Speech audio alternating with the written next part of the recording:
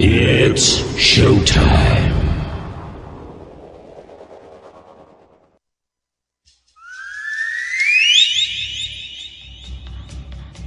Okay!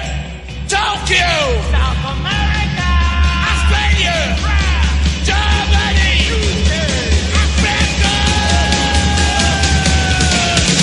Here we go. Head on with Bob Kincaid. 3 hours of conversation, cussin' and a discussin' with America's only born and bred Southern liberal talk host. Head on with Bob Kincaid is brought to you each night by Coal River Mountain Watch.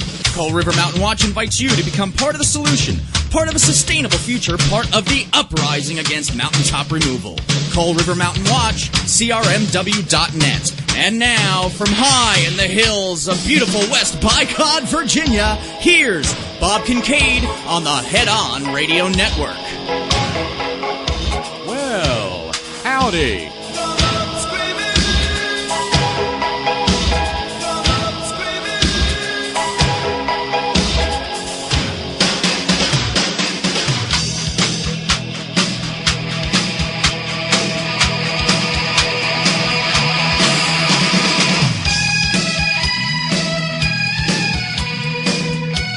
And here we go.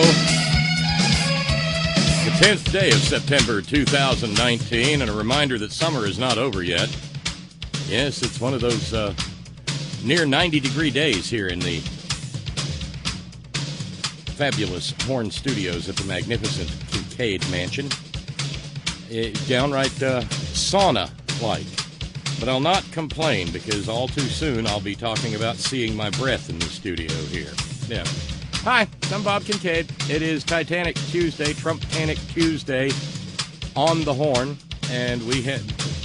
I've got a feeling that the days are going to be crammed full like they were yesterday, for the foreseeable future, because last night could have been a 6-hour program, because I finished with oodles of stuff that were yet available for discussion. But there's very little carryover even to today. A little bit, but not a lot. Brother Deacon Asa says, hot aboard the USS Trump-tanic on both steam catapults. Nobody abandoned ship.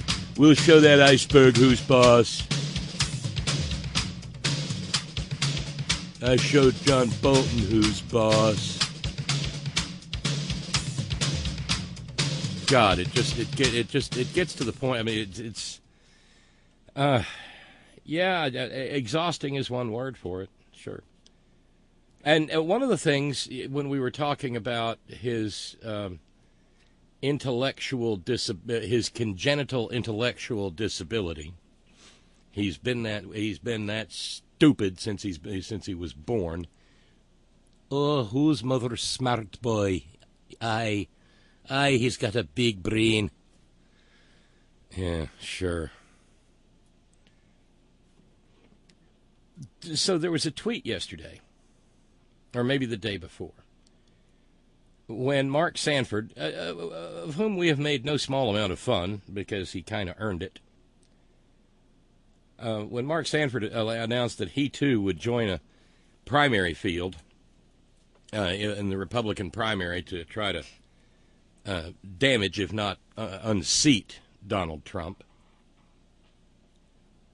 that makes William Weld, Joe Walsh, who is not an ordinary average guy, and Mark Sanford. Oh, wait, I'm about to screw up. This program, like every program, begins with gratitude. So thanks go out to our 10th day of the month subscribers. Thank you to Don, and thank you to Judy. Thanks also to Daniel and Cecilia. Thank you to both of you. Thanks to all of that. Well, that means that the fundraising goal, the deficit, as it were, has fallen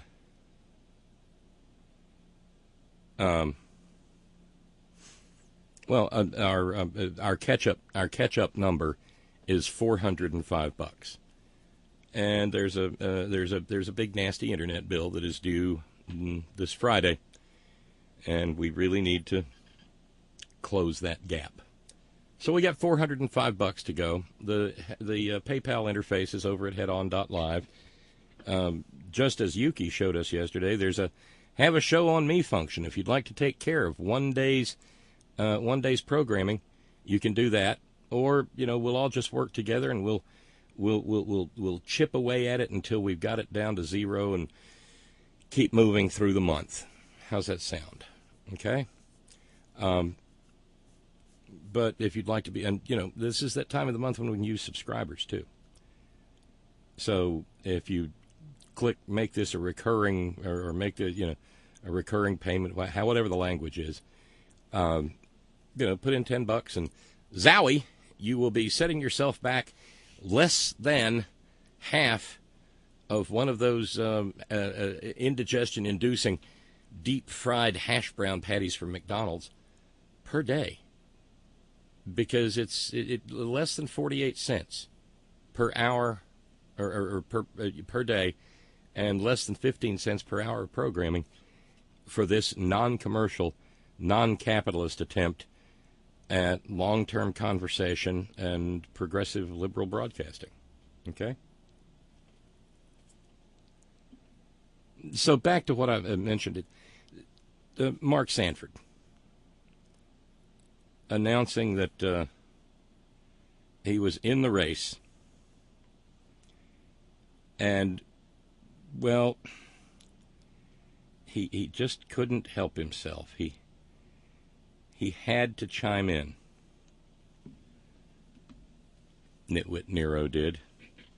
The man with the congenital intellectual disability.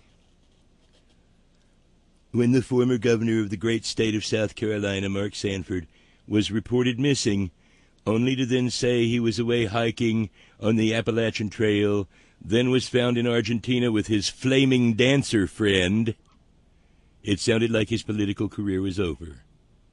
It was, but then he ran for Congress and won, only to lose his re-elect after I tweeted my endorsement on Election Day for his opponent. But now take heart, he's back and running for President of the United States. Well, first of all, Nitwit Nero has said no, he will not debate any of those three candidates. Do you wonder why? I mean, this is a guy who had 5 deferments from Vietnam. He's not going to engage in any conflict. He doesn't absolutely have to. And I'll bet you he won't. I bet you he won't debate the Democratic nominee either. In which case, the Democratic nominee should just be given 3 nights, with the vice president getting 1 night, to sit there and talk to the American people and make the case for getting rid of this Russian asset, emphasis on the word ass, squatting in the White House. But the best part of that tweet was he was found in Argentina with his flaming dancer friend. I think what he was trying to do there, if there's any method to this madness at all, by using the word flaming, he was trying to imply that Mark Sanford, I guess, is gay. But that is probably ascribing too much thought, too much cognitive skill, too much intellectual ability to this deeply intellectually disabled man. Flaming dancer. The woman was Argentine. What he meant was flamenco dancer. Only thing is, she isn't and wasn't. And flamenco is something that happens in Spain, whereas Argentina, unless I get a correction email from Flavio, he's our correspondent on all things South American and Latin. He was his brain, what remains of it, was reaching for the fact that Argentina is famous for some kind of form of dance. Not flamingo, not flaming, not flamenco. The locals have a name for them. Jose Grecos de Muertos. Flamenco dances of death. No. He was reaching with what remnant of his tormented brain remains for the tango. The tango. But he couldn't get there because he's,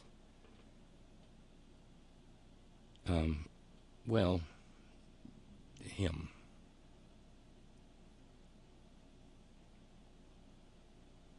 So that's just one piece of the puzzle. And it's a big puzzle. Of course, I alluded earlier to the great big news of the day, namely, the fact that he got rid of John Bolton. John Bolton said, no, he didn't fire me, I quit.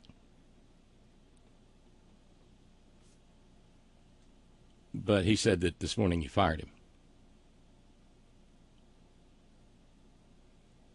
Randy says, sorry to go against a meme, but Trump doesn't apparently do his own tweets. He's scared of electronic devices because he's paranoid that the electronic devices are listening to him. This, according to one of Rick Smith's guests. There may be an element of truth to that. He does not do all of his tweets, the ones that are cogent and have some semblance of grammatical correctness. Many of those are done by Dan Scavino.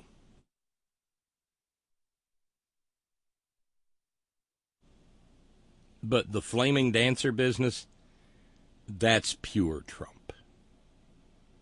If he doesn't send them, he dictates them. And they are apparently faithfully typed in.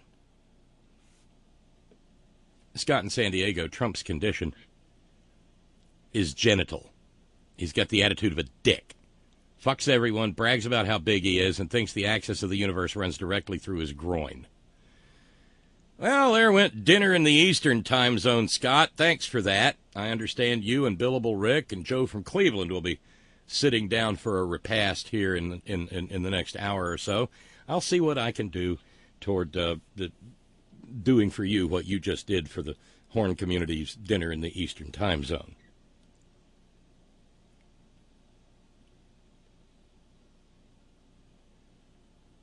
Okay, so and this this just came in from Ralphs, who is a month in, month out dedicated supporter of the network. Starting on the 13th, okay, this doesn't happen yet. Starts Friday. Starting on the 13th, I will double any $10 subscriber up to $50. This month, I hope someone starts their subscription. Hugs to the whole community. Ralphs. Thank you, Ralphs. That's huge. And the offer will continue until the 20th. So up to 5 new subscribers get their subscriptions doubled, because that span there between the 13th and the 20th gets a little sparse. Thank you, Ralphs. 13th to the 20th. So please bear that in mind, because especially if you're new to the program and you have the ability, this has got to be one of the biggest media bargains in America today. That was good, though, says Darlene in Connecticut. Scott deserves a cowbell. He got me laughing. Okay, on the recommendation of committee member Darlene in Connecticut, a member of the Sorority of Leans and an original founding member of Queen Tracy's Reverse Oreo Society, Scott gets a cowbell. The dance of unbridled passion, says Ron in Raleigh. Did you know that the tango was outlawed at one time because it was considered lewd and suggestive? Well, only if you're doing it right. Well, right, sure. And at one point in time, I think kilts and bagpipes were outlawed in Ireland for being, and Scotland too, for that matter, I think, for being just a little too revolutionary. and occasionally atonal. No one would ever suggest that a kilt or a bagpipe was lewd or suggestive.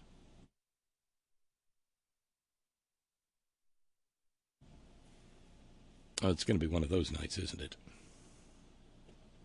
That's okay. Meanwhile, Kyle in Kentucky stand. Flaming dancer friend. I'm surprised this didn't get more media coverage. Seems like it would be hard to dance if you're on fire.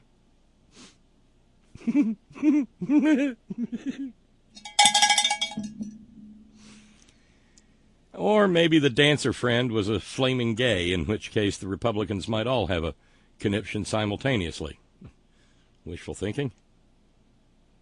Oh, but conniptions are what they're good at. Steve in New York says, I'm pretty sure Covfefe was his. Yeah, that Covfefe is. I think a bunch of them are his. Maybe he's using text-to-speech or speech-to-text, doing dictation. Maybe he's typing with the little nitwit Nero. Who knows? But, yeah, it's a busy evening. A little breaking news from this afternoon before we get into the madness of everything else. Looks like climate change in the United States is taking it on the chin again in a catastrophic moment. CNN reporting black smoke and flames belched. They belched, I tell you. They didn't billow, they belched. Tuesday afternoon from a derailed train in Dupo, Illinois, across from St. Louis. St. Clair County Emergency Management Agency said on Facebook, first responders are on scene of a multiple train car derailment on Carondelet Avenue.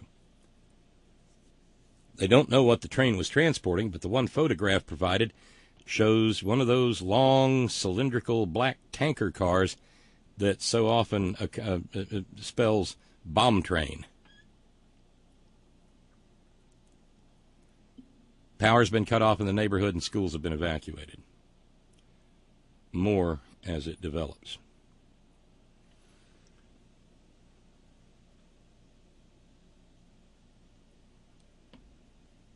Oh, I was thinking more about the bagpipes, Randy. Randy says, I've never heard of an atonal kilt, unless the colors clash. Are you kidding? It's not an Irish or a Scottish plaid unless the colors clash. They clash by definition. Oh, Yubi, I want to pick the next color. I want to pick the next color. Oh, he's tying plaid.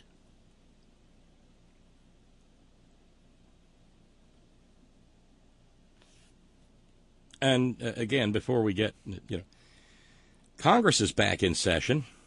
Not that Mitch McConnell intends to do anything about those pair of Democratic House bills that are sitting in a pool of innocent congealed blood on his desk.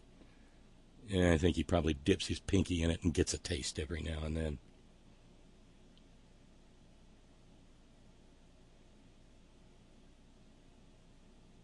Okay.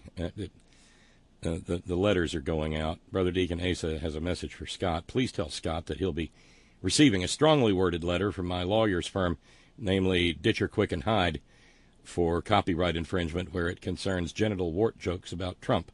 I'm on the record on this program for dubbing Trump's the genital wart presidency. And then there's also the fact that we refer to him as Chlamydia Claudius. So please be advised, Scott. Of course, you've got counsel with you this afternoon, so he may respond and say, do your doggonedest to those pettifoggers at Ditcher, Quick, and Hyde.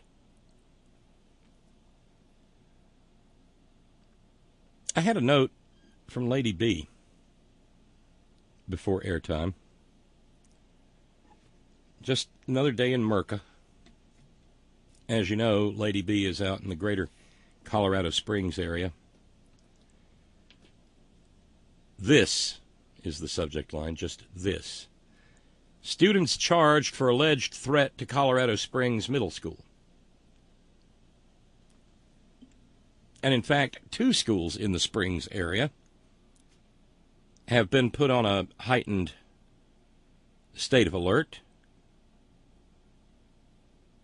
after a photo circulated on social media of a high schooler and some middle schoolers posing with what appeared to be guns and a message that said, "Don't go to school."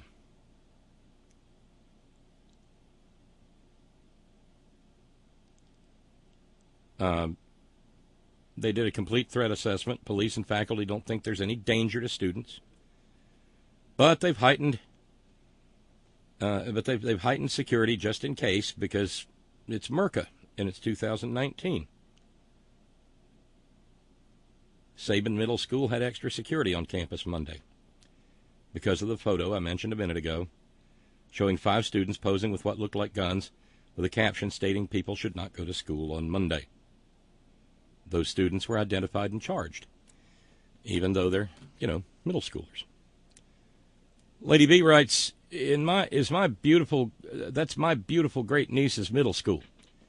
She just started 6th grade. It was just a bunch of students fucking around on Facebook, but you don't fuck around like that. And I'll add, no, not in Merca, not in 2019, not in a country held hostage by the most powerful, wealthiest, politically connected domestic terror organization in the world, namely and to wit, the National Ruble Association. Lady B says, it's actually too early in the day for my PTSD to kick in. That's why I dope myself to sleep at night so that the mornings are a bit better. Bob, I've always given a damn about this, and I know how vulnerable we all are, but damn, God damn it, I don't support gun culture. I want my legislators to act. I want to expand access to mental health care. I want change. Why are they fucking with mine? I raised this girl. I saw her 8-year-old sister come out of her mother's body. I'm the emergency contact. I'll drop everything. I'll step in front of a goddamn train. I sacrifice for them. My sister's grandchildren are just as good as my own. They are my life. This shit has got to stop. And I was reminded of something. Kids, especially when they get, 5th grade, 6th grade, 7th, 8th, the hormones start kicking in. A lot of the little boys find they get in touch with their inner asshole, and and in some cases the little girls, learn how to be terrifyingly mean.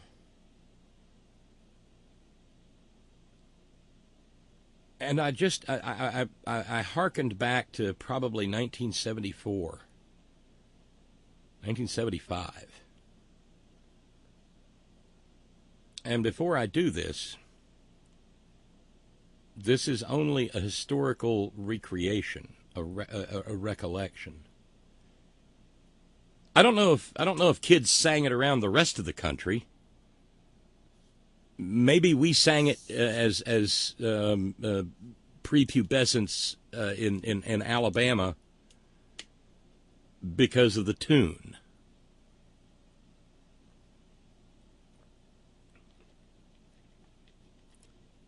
But I can remember kids singing, and it was sung enough that obviously it found a brain cell to live on in my mind. I remember kids singing to the tune of the battle hymn of the Republic, "Mine eyes have seen the glory of the burning of the school." We have fired all the teachers. We have broken all the rules. We expect to hang the principal tomorrow afternoon in the basement of the school. It scans. It really does. You don't want me to sing. Granted, we've got a $405 deficit here, but I'm not at the threatening to sing stage yet. The point being, however, that if a gang of little pre-adolescent smartasses using the high technology that exists today were to stand in front of a camera with it rolling and sing that, well, they might very well find themselves in Sing Sing. Because this is a different America. Back then, I was told that was rude, and my parents did not care to hear it, and I said, okay.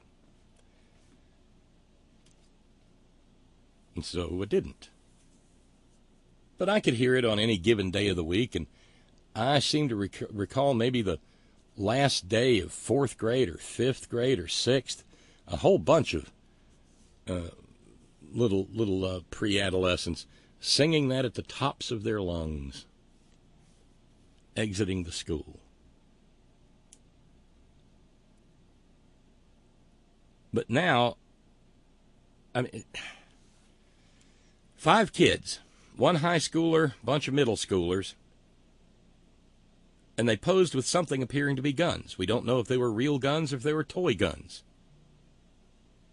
But if they were toy guns, well, it really doesn't matter, because a toy gun was enough to get Tamir Rice real dead real fast.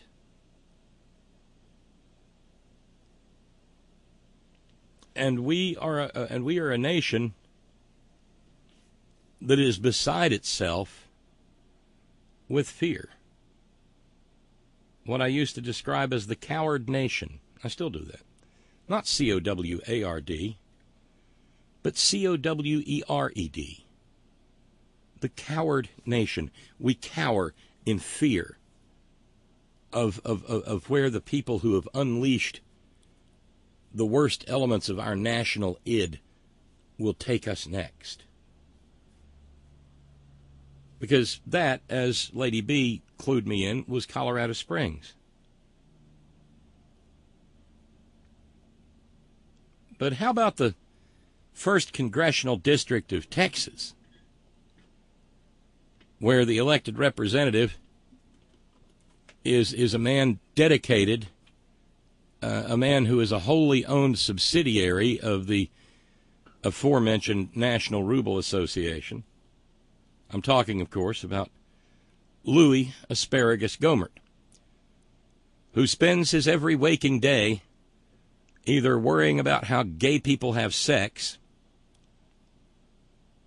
worrying about the poor precious fetuses, fretting about there not being enough guns in American hands, in American homes, or, of course, losing his shit over imaginary people with EBT cards going through the line at H-E-B with shopping carts full of frozen Alaskan king crab legs, which his hard-working constituents, of course, can't afford to eat because they're standing back there with a pound of beans and a pound of rice and a half a pound of hamburger because patriotism, because Merca.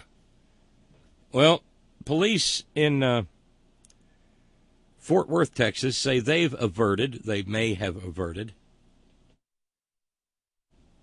another firearms-fueled nightmare.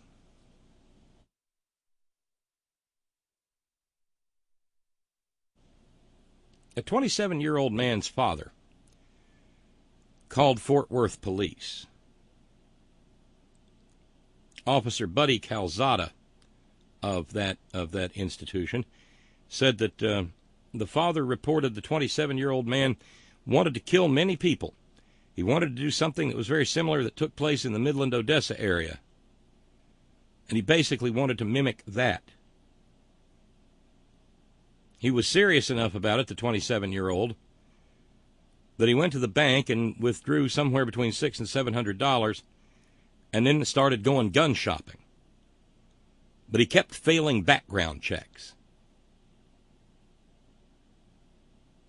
So then, knowing enough that he knew that there would be no background checks on a private transaction,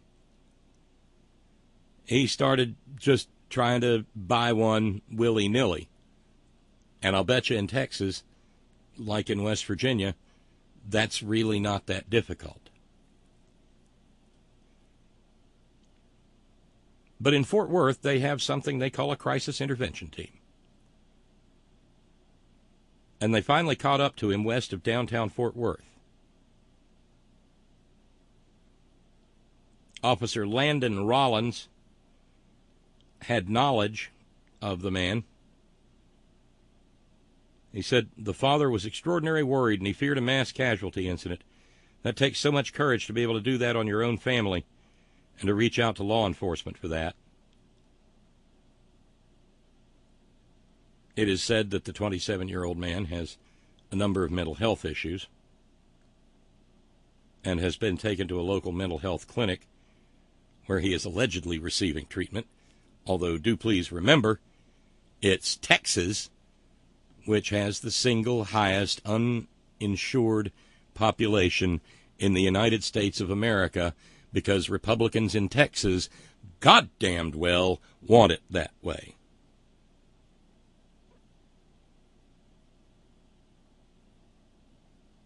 At the same time that happened, the mayor of Fort Worth, Betsy Price, and the interim police chief, Ed Krause, were in Washington, D.C., begging lawmakers to try to tighten up the ease of access with which people like this 27-year-old man can get their hands on guns. There were 200 mayors in Washington, D.C., making that plea. Closing the gun show loophole, background checks on every transaction, red flag laws.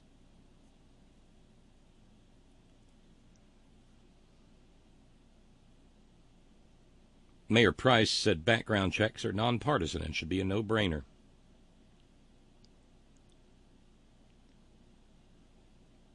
And she went on to say that they were told that the president's team, which basically means Donald Trump and Wayne LaPierre, along with Massacre Mitch, Moscow Mitch McConnell, were looking at it, which translates as have no intention of doing anything whatsoever about it.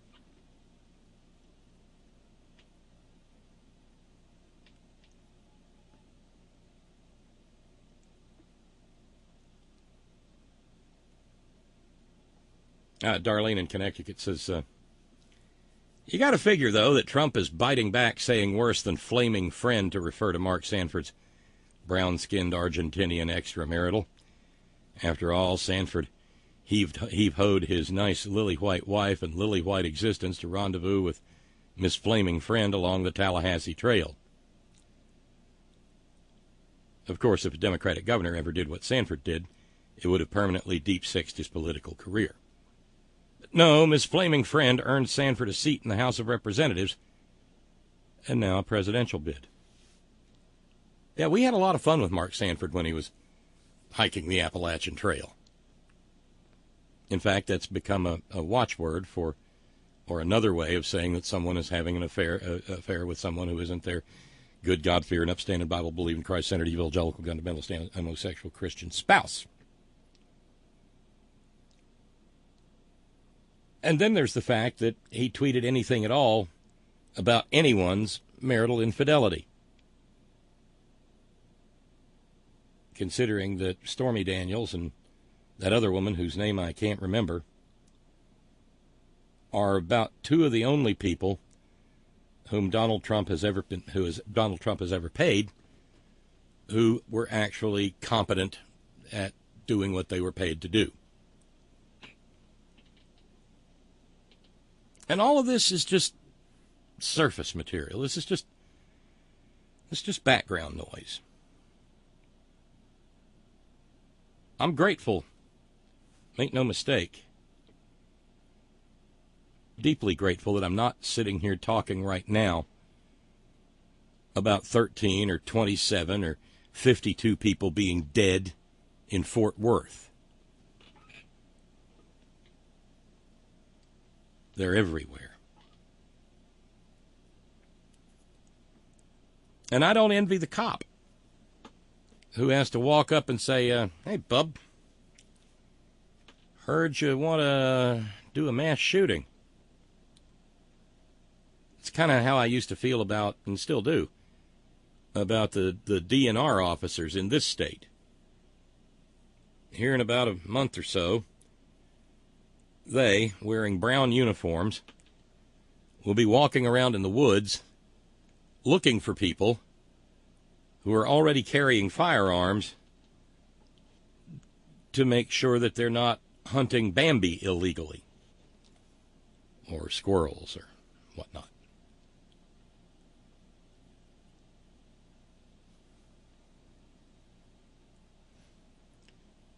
And then, well, since I'm trying to do everything in my everything in my power to not go straight down the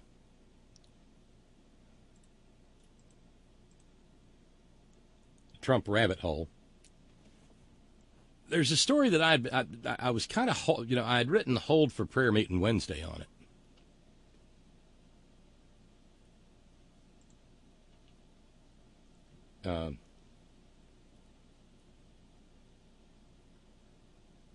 Thanks, Sparky. Sparky sent me a picture of the burning train.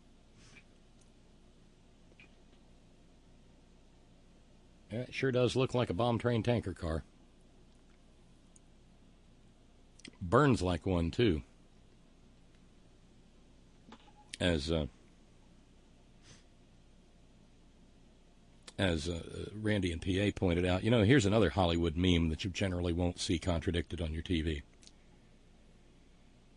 Explosions are generally smoky affairs, and not like depicted in the movies. There was one Bally Cafe terrorist bombing about 15 years ago that was caught on tape. It was quickly pulled from the TV news, not for its goriness, but because it depicted a smoky explosion.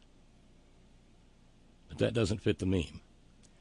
But there's no way that a tanker car full of, godforsaken tar sands goo, for instance, doesn't smoke.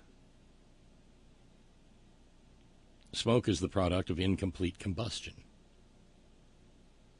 And so, naturally, you're going to have that. Thanks, Sparky. Thanks for sending that along. By the way, if you want to participate in the Merry, Wacky, Zany Multimedia Real-Time Extravaganza that happens in the chat room during the 3 hours in which this program is live, run on by, head on .live, click on chat room, pick out a screen name and a password.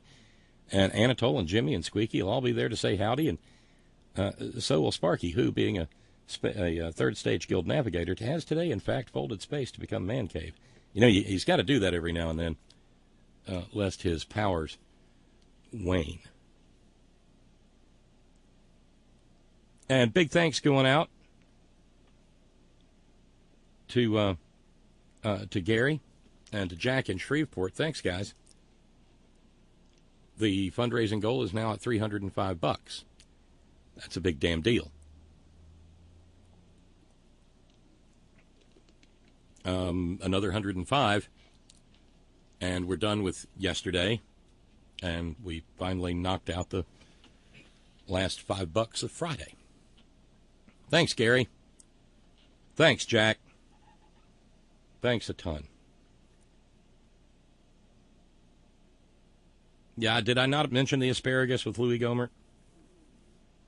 I mean, I hardly ever say his name, that I don't refer to him as Louis Asparagus Gohmert.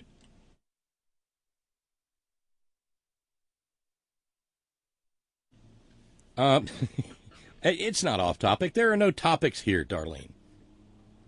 Darlene in Connecticut asks, briefly off topic, but what does an all-black woolly worm signify in terms of the impending winter? I'm seeing one right now in front of my house. It means you're screwed. Because usually it'll be black on one end, black on the other, brown in the middle, or black and brown, or brown and black, or the one I saw was black on one end, brown in the middle, black on the other. The black is the bad part of winter. That's where you're up to your eyeballs in snow. Or freezing temperatures or whatnot. Now, before anybody... the Horn Ad Hoc Research Department's liable to figure this out sooner or later.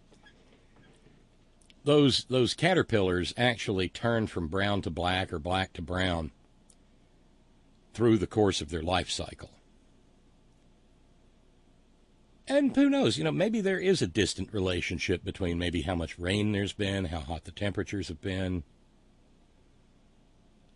But they can be any number of colors at any point in the year. But this is the time of year you start. Jesus, it kind of blew my mind. I was driving along US 19, which is the highway that has the New River Gorge Bridge on it.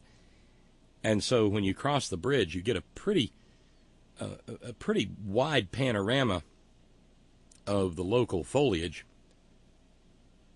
And usually the time of year when we expect to see the real explosion of autumn colors is second, third week in October, at least it's supposed to be. There are, and maybe it's just because I was tuned into it, but there's a lot of leaves already falling. The wild cherry tree outside the Fabulous Horn Studio door, which is right next to the Fabulous Horn Studio color weather window, it's almost completely empty. The leaves are down, and the poplars are going from green to gold already. I'm expecting a tough winter. In response to my explanation, Darlene writes back simply, "Shit." Well, I mean, it is Connecticut. All black woolly worm, asks Steve in New York. Time to stock up on bucket pudding. Bucket pudding references always get a jingle. Flavio says, not many brown people in Argentina. Argentinians are painfully white. They're either of Spanish, Italian, German, or Polish extraction. There were no African slaves in Argentina since there was no slavery, unlike Brazil. And many of the indigenous Native American Argentinians were killed in raids in the 19th century. Jesus. Yeah, one of my favorite movies is still Jeremy Irons and Robert De Niro in The Mission. But that's Paraguay, isn't it? I mean, it's right up there by the Argentine, Paraguay kind of. Some of the best location shooting I've ever seen. Magnificent. Randy in PA says, I asked Rick Smith once, who knows some cops, what the cops thought of the assault weapons, and he said that many of the cops, being right-wingers, are supportive of the owning of assault weapons and didn't see them as a significant threat to their lives.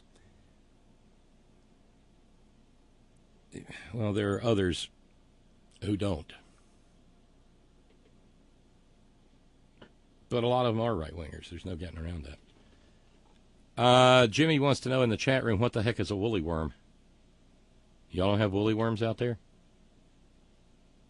It's a really creepy, furry, black or black to brown, brown to black caterpillar. A couple inches long usually. And I think their little spines of their caterpillar woolliness may even be venomous. I'm not sure.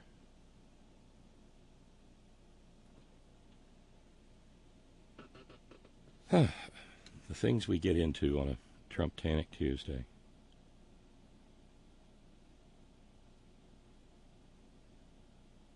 No, like I said, I had marked this the way you mark like say in a restaurant, you've got a really sketchy piece of steak. You wrap it in butcher paper and you take your Sharpie and you write, "Hold for well done," because anybody who orders a well done steak doesn't care about steak, and since it's going to be turned into a piece of shoe leather anyway, nobody's going to be able to tell if it was a quality cut or not.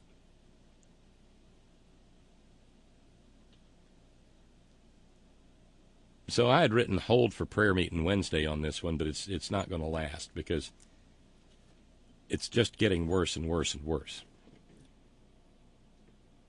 Yesterday,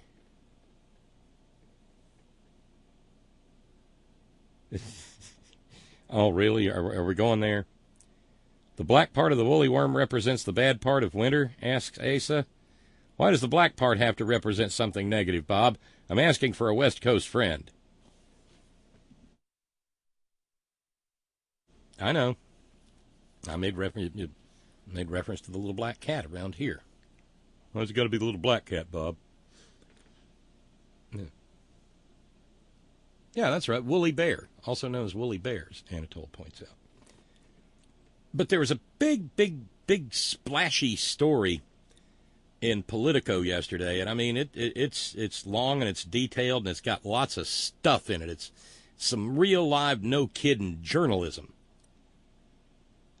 and it was reported by a young man who is a graduate of Jerry Falwell University, otherwise known as Liberty University. Sit, Liberty, sit.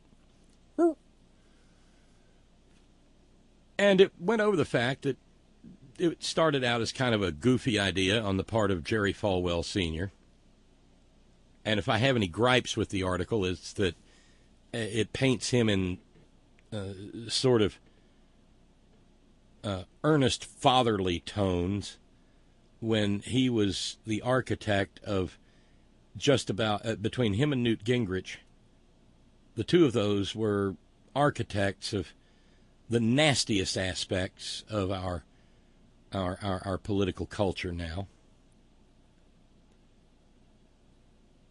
And it speaks kindly of Jerry Falwell Jr., and it talks about how Liberty University grew from a cockamamie idea in Jerry Sr.'s head with no endowment and little value, to the point that today it's got something on the order of 100,000 students, most of them participating in an online learning dodge, a $2 billion endowment that is that's the envy of no small number of real institutions of higher learning, vast real estate holdings, and it's all headed up by Jerry Falwell Jr., whom this article indicates is, well, he and Trump are kind of birds of a feather because they're both serial grifters.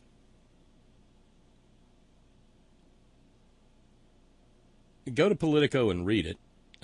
I'll save, like I said, it's a very long article. It talks about how Jerry Falwell Jr. pretty much pushed his buddy, or his brother. His brother was given Thomas Road Baptist Church, which is where Jerry Falwell Sr. got his start as a Baptist minister. And Jerry Jr. got Liberty University. And the article details in really fine, granular form the extent to which Jerry Jr. has turned it into basically a cash machine for himself and his family, especially his son, Jerry Falwell III, whom they lovingly refer to as Trey, who is a vice president of Liberty University. Now, Liberty University is Christian. And by Christian, I mean monumentally hypocritical Southern Baptist kind of Christian.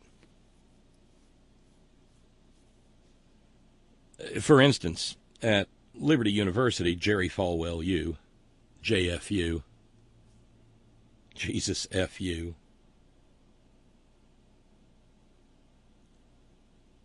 dancing is verboten.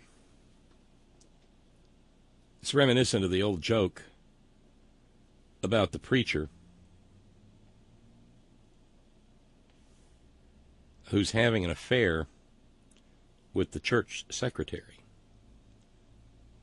And they're getting it on hot and heavy. And at one point in time, he hoists her up and props her legs on his arms, and they're just going to town. And then all of a sudden they stop because they realize they're standing in front of the picture window. And he dumps her on the ground and lays down on the floor with her. And she says, "Pastor Whackbottom, why'd you do that?" He said, We were in front of the window. They could have thought we were dancing. See? Yeah. Well, dancing is verboten at Jerry Falwell University. And drinking? Well, drinking will get you plumb expelled from that institution of medieval learning. I mean, you might be 21 years old. You might be a senior there at Jerry Falwell University, and somebody can see you hoisting up a can of Butt Light, and the next thing you know, 4 years of your academic career down the toilet because you've been expelled, and they keep the money and you don't get the degree because you was a drinking, which is again the teachings of Jerry Falwell and Jesus H. Christ.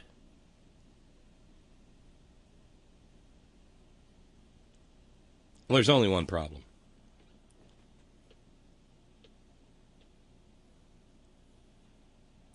Whilst in Miami, we can file this under What Does God Need with a Starship, or Where Did Jesus Say to Build a Water Slide? What Jerry Falwell needed to be doing in Miami when he runs a hustle of a basically correspondence course school in the hills of the Appalachians in Virginia, it wasn't abundantly clear.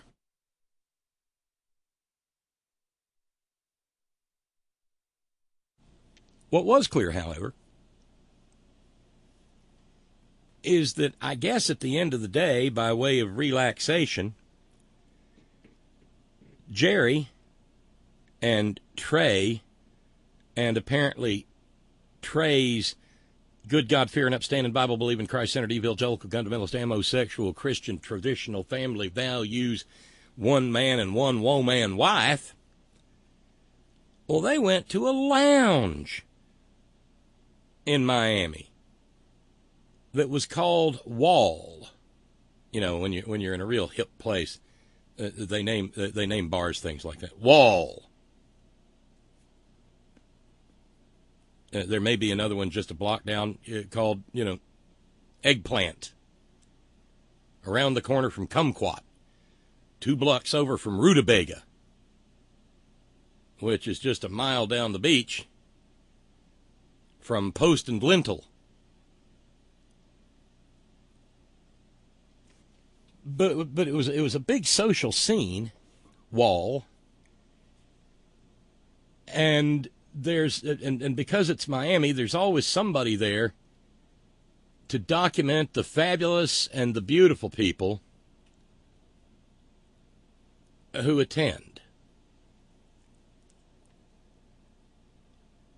And in this case, it was an outfit called World Red Eye. And they were there shooting commemorative photos of people enjoying their night at Wall. And so in the story,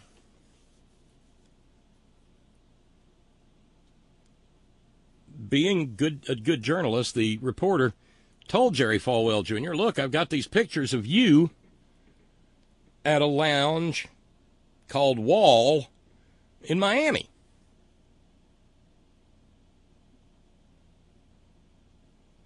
And Jerry Falwell Jr. said, it's a damn lie. Never been there. You're clearly mistaken.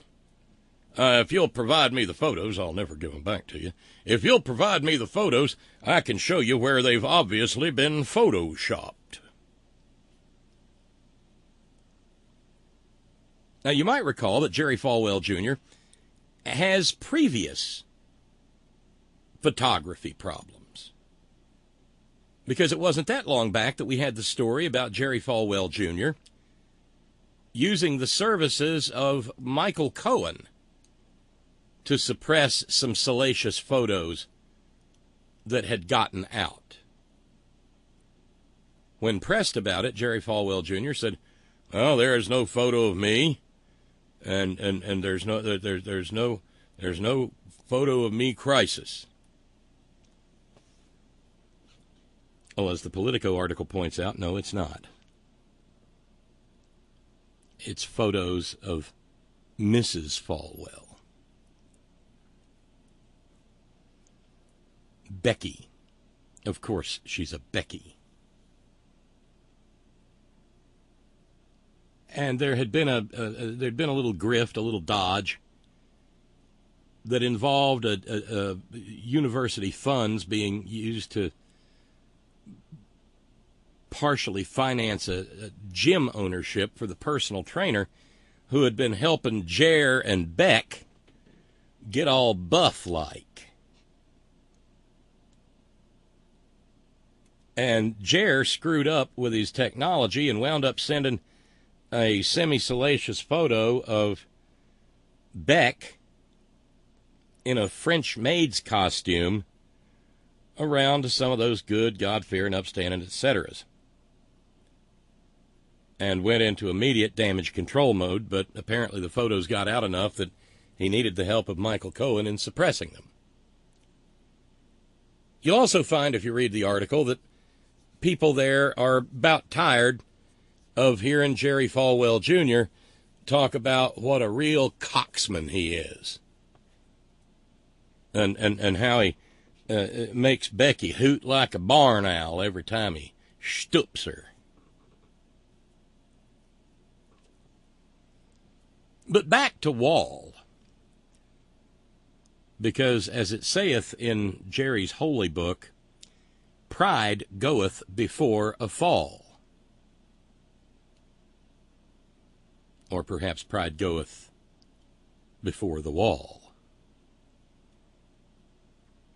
Because when Jerry said, those photos aren't me, and I've never been to Wall, and they were photoshopped, and obviously it's a demonic attempt to tear down God's work at Liberty University. Harumph! Well, word got back to World Red Eye, who pride themselves on taking pictures of people and getting the names right on the people they take pictures of. So they went back through their archives at World Red Eye. Oops! Because it's not just that there's a picture of Trey Falwell and his traditional family values, one man and one woman, God-fearing, upstanding Christian wife, Sarah. And he's wearing, I mean, we're talking about Miami, okay? He's wearing a checkered shirt that would look more appropriate down on the farm. I'm sure it's downright hip up there in Lynchburg, Virginia.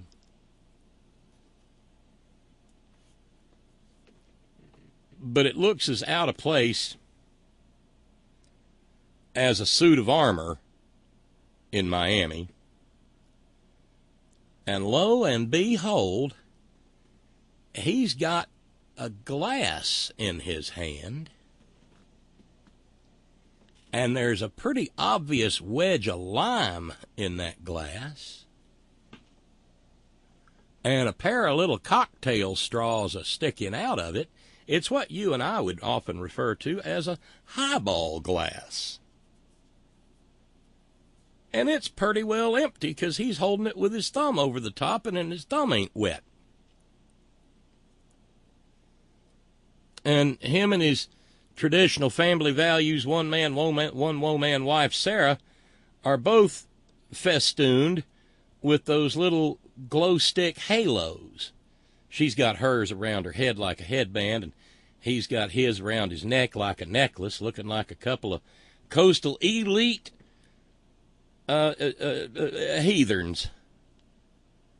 And Sarah, well, Sarah is holding a great big neon green margarita glass and grinning like a fox eating shit out of a wire brush.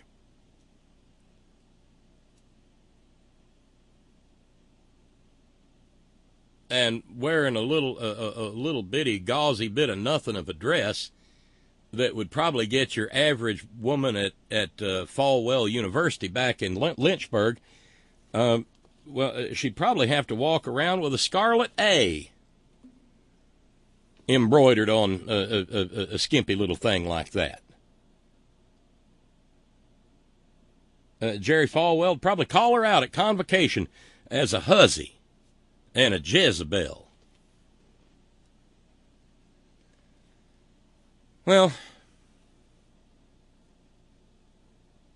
over at World Red Eye, the photographer in question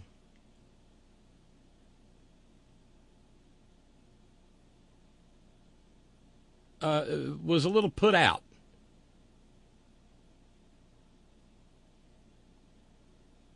That the veracity of his work had been called into question.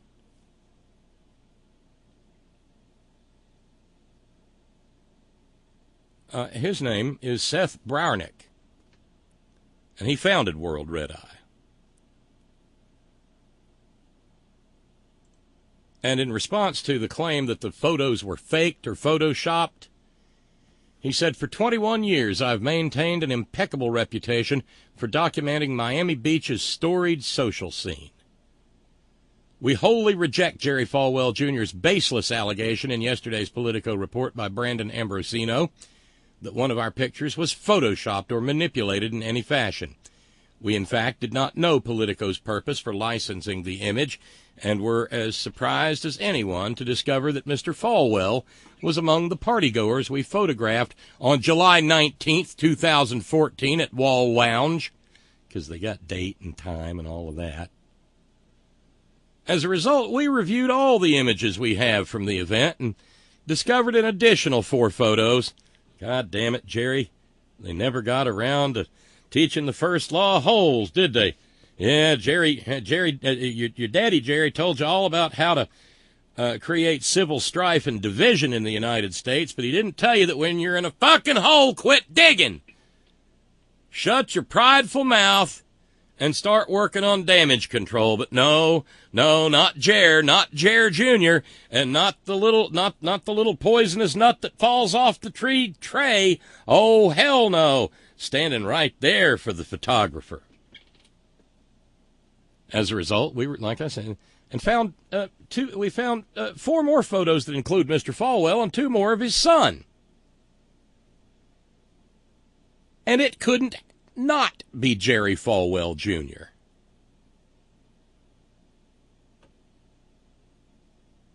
He might as well be wearing a sign that says, "Hi, I'm Jerry Falwell Jr."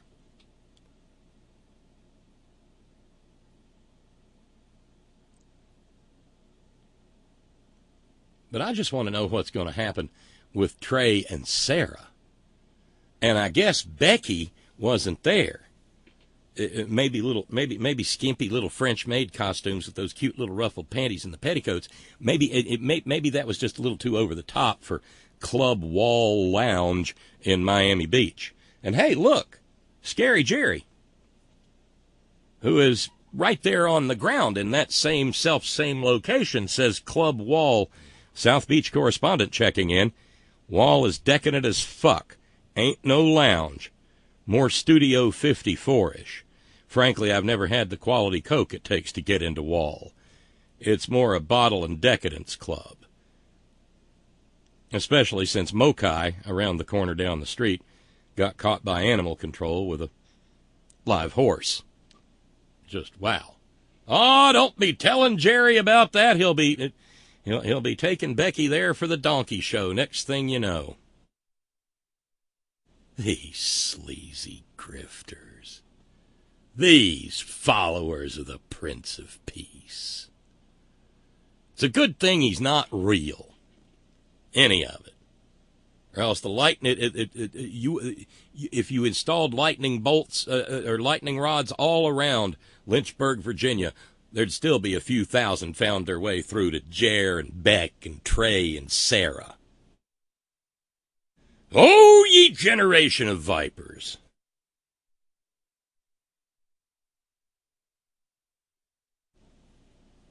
They were there, by the way, because I guess it was a big deal, and I guess Jerry Falwell Jr. is a little hipper than me. Okay, a lot hipper than me.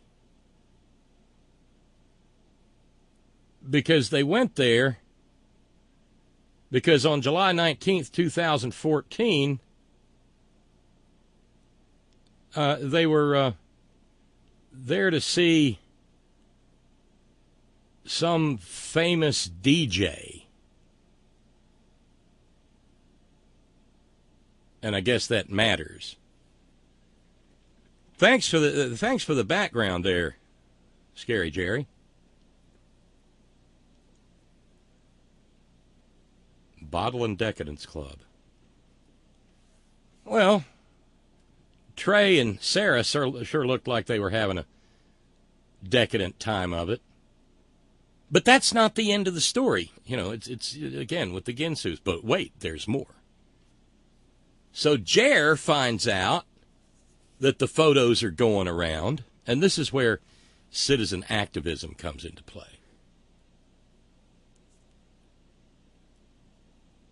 Jerry Falwell Jr. found out that the photos were going around. So he got hold of another cat who is discussed inside the article, the Politico article by Mr. Ambrosino. A guy named John Gouger. No, really, Gauger. John Gouger, who, with not particularly an impressive skill set, somehow found his way being elevated through the Falwell hierarchy until he's the head of IT at Falwell U, otherwise known as FU.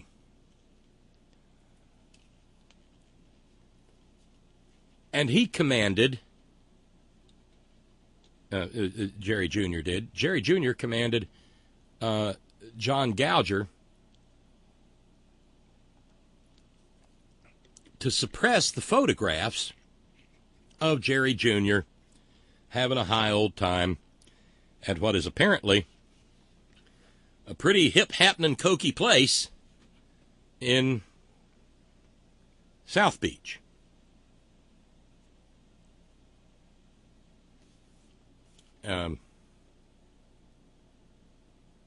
Gouger was told to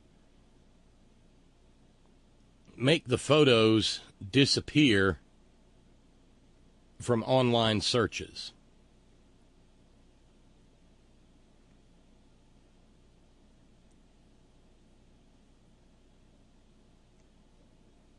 He denied that he'd ever tried to get the photos taken offline.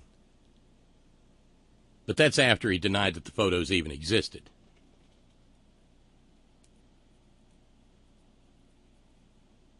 But he tried to get John Gouger to make them sync in search results.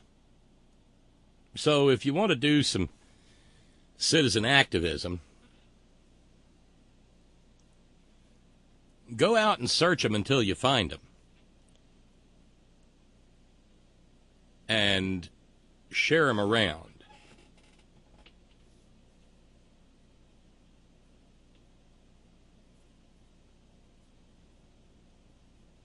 It was, thank you, Flavio. It was Swedish DJ John Dahlbeck with the umlaut over the second A. Dahlbeck, Dahlbach. Where's our buddy Scott when we need him?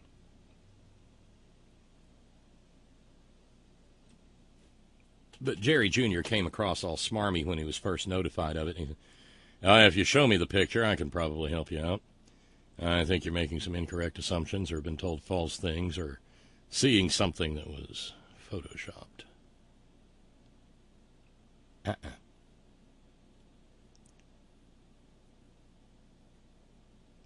But it's still a Ginsu commercial. But wait, there's more. Because part of the Politico article has to do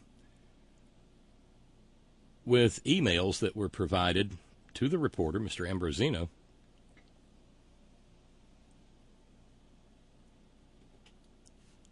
and which have inflamed the ire of Jerry Jr. And he sounds almost as paranoid over at Hill TV today as his bosom buddy, Nitwit Nero. He says that it's a smear job. Employees and board members, they're trying to smear me, Jerry Falwell Jr.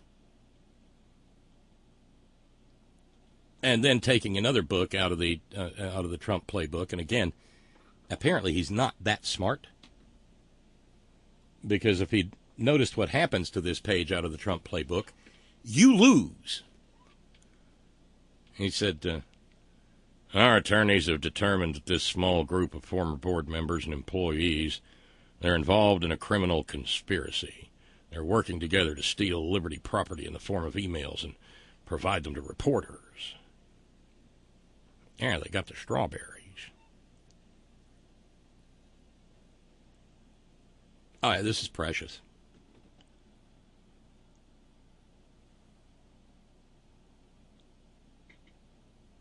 He said he'd contacted the FBI after he found out reporters were reaching out to Liberty employees to... And one of the pull quotes from the Ambrosino story at Politico is, somebody's got to tell the freaking truth. And Jerry said, oh, Liberty owns every single one of those emails. It's our property. They were working for us when they used our server. And our policies make it clear every email sent on our server is owned by Liberty. And if anybody shares it with anybody outside Liberty, it is theft. And so that's the underlying crime. That's when the Associated Press interviewed Jerry Falwell Jr., who, being Jerry Falwell Jr., still hasn't learned how to shut the fuck up. He may have John Gouger, and he may have buddies that he's enriched with real estate scams, but he hasn't hired a high-quality lawyer who at least has the nerve, the retainer having been paid and the check having cleared, to say, Jerry, shut the fuck up!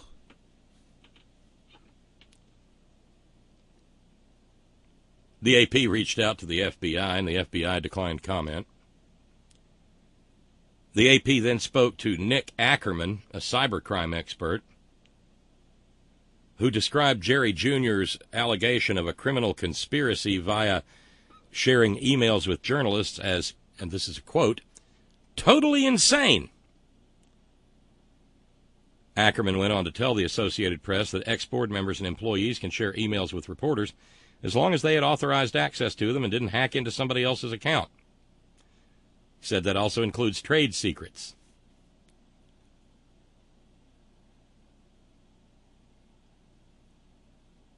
Is it too much to hope that maybe Jerry Jr. might follow in the footsteps of Jim Baker and do a little club fed time? Maybe Becki, too, because Becki doesn't come across as a very nice person either. A woman, an employee of FU, had complained about the lack of parking spaces. She worked there and was having a hard time, coming to work because it was hell on earth trying to find a place to park. Becki moved heaven and earth and said, somebody needs to give her a talking to. She doesn't work at FU anymore. But after Becki had announced her displeasure, she was reported back to by some minion who said, we're trying to reach her at home right now, ma'am. We haven't reached her yet. We'll let you know when we do.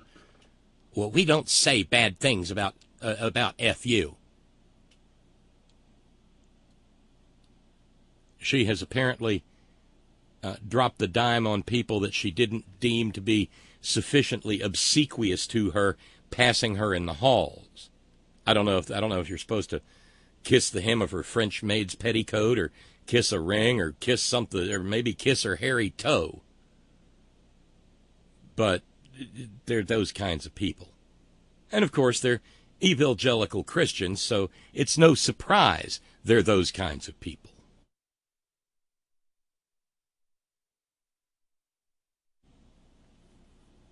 Of course, they'd haul out the guns and the pepper spray at the first iota of protest. But I'd sure love to see a bunch of people outside the administration building there at FU holding up a sign that said perhaps, I don't know, dance, trade, dance. Or maybe if the protesters gathered together and played Santana's Dance Sister Dance. That would be, oh yeah, delicious. Steve in New York says, oh, dear, dear Bob, it's just club soda with lime. The glow sticks are like the halos of Jeebus Cripes.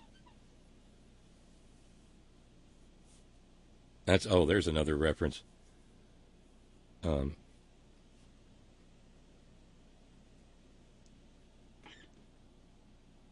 was it? I saw a reference to Trump.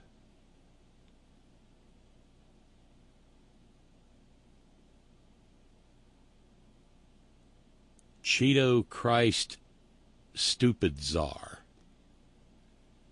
That was quality. Earther working the same corner as Steve in New York. Oh, that was only holy water and club soda with ice. Wasn't even neat. Quit it, Bob. Well, but see, they're Southern Baptists, Earther, and they'd catch fire if they got near holy water, because that's all that papist stuff and that Mary worshiping.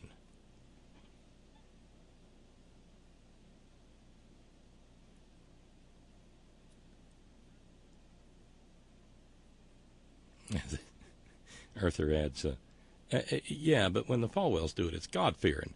They were discerning the spirits.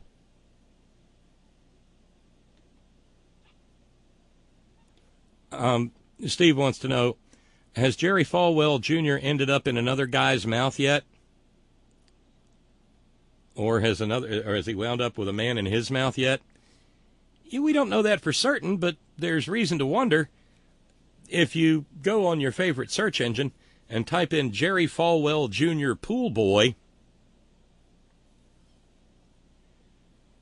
it will yield up a damned interesting story. I don't think Jer's been able to get John Gouger to suppress that story yet. Oh, and like I said, it keeps on being a Ginsu. There was also the time, and it's reported in the Politico story, that Jer sent John Gouger up to talk to Michael Cohen for the purpose of rigging the CNBC poll of America's most successful businessman on behalf of course, Donald fucking Trump. The Politico story is complete with a statement from Jared Jr. saying, oh, there's nothing illegal about that.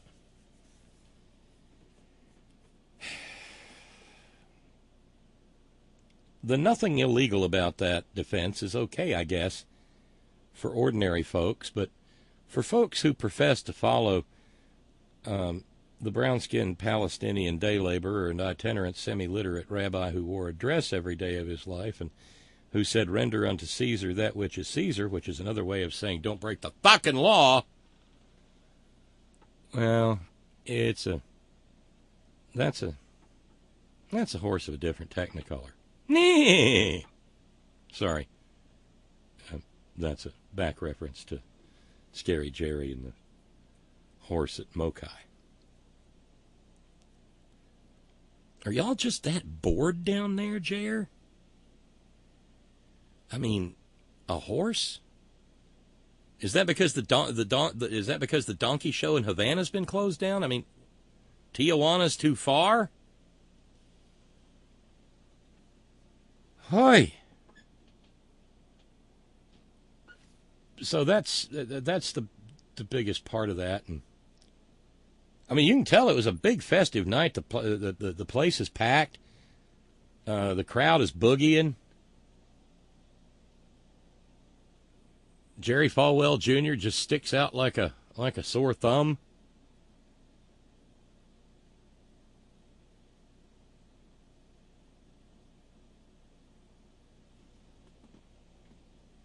And there's a hand in the corner holding up a cigarette. You can smoke in bars in Miami Beach.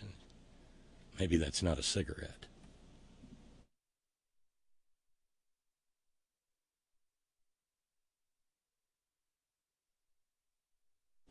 Sure looks like a good time. Looks like Jerry's having one, too. Him a grinning like that. How are you going to keep them in the Blue Ridge once they've seen the wall?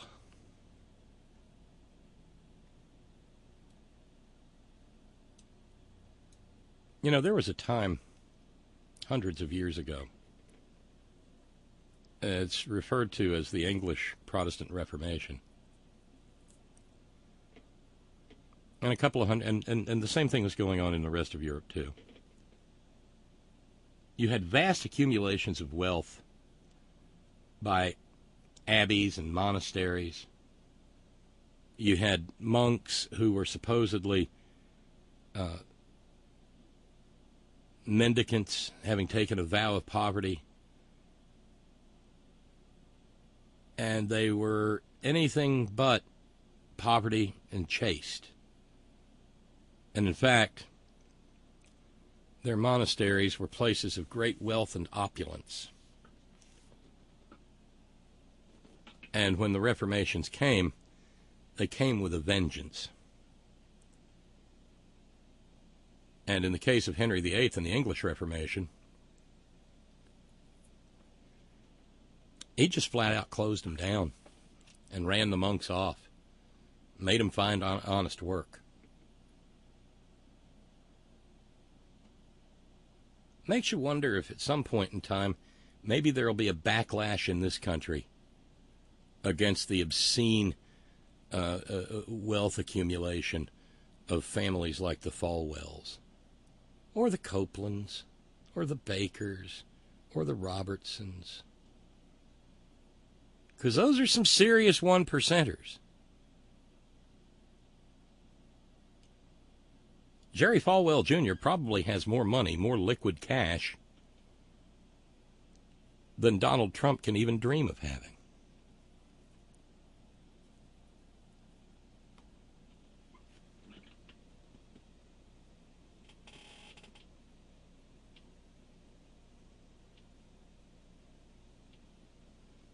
Because remember, all of these tax-exempt religious organizations whose only real purpose is the accumulation of vast amounts of wealth. It's your wealth they're taking. Because tax exemptions are another way of saying that we're going to let certain organizations sponge off the public commons. Jerry Falwell University performs no civic good.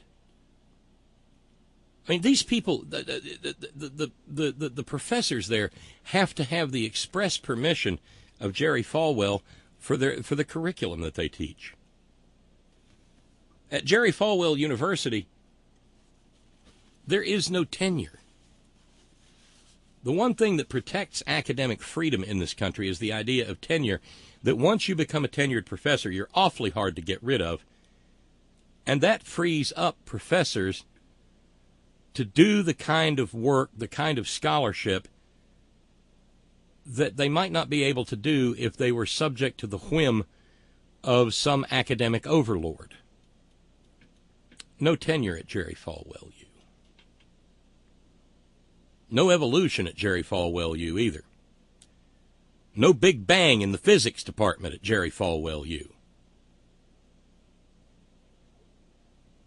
No economics but Republican economics taught at Jerry Falwell U. I'm guessing nobody teaches a seminar on the works of William S. Burroughs in the English department at Jerry Falwell U. Comparative religions? Nope. Not at Jerry Falwell U, only to the extent that everybody else is going to hell except people who believe that the way that Jerry Falwell thinks they need to believe. This is theft from we, the people of the United States of America. And you know, our times are different from those of, say, 18th century France.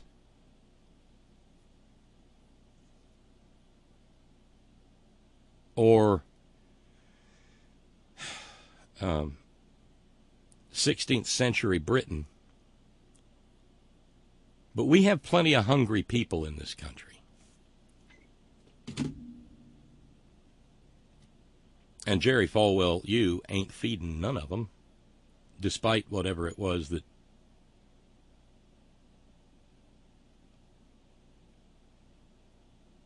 about, feed my sheep or all that Matthew 25 business. No. In point of fact, there's a list. The Trump regime is planning to cut food stamp allotments. According to Robert Reich, the food stamp cuts that the Trump regime envisions, because they want to do this because they gave a horse-gagging load of money to the 1%, and it's got to be paid for on somebody's back, and, well, poor people don't have any lobbyists, and poor people can't take anybody golfing, and poor people can't stay in rooms at Turnberry or get bed bugs at Doral.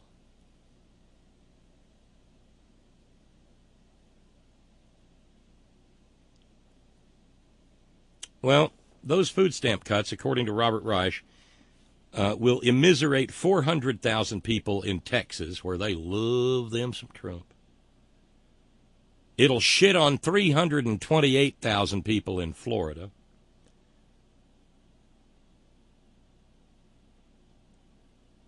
It will make bellies rumble of 225,000 people in Pennsylvania, 165,000 in Michigan, 118,000 in Wisconsin, 97,000 in Georgia, 176,000 in Washington State, and we haven't even gotten to relatively small-timers like Mississippi, Alabama, West Virginia.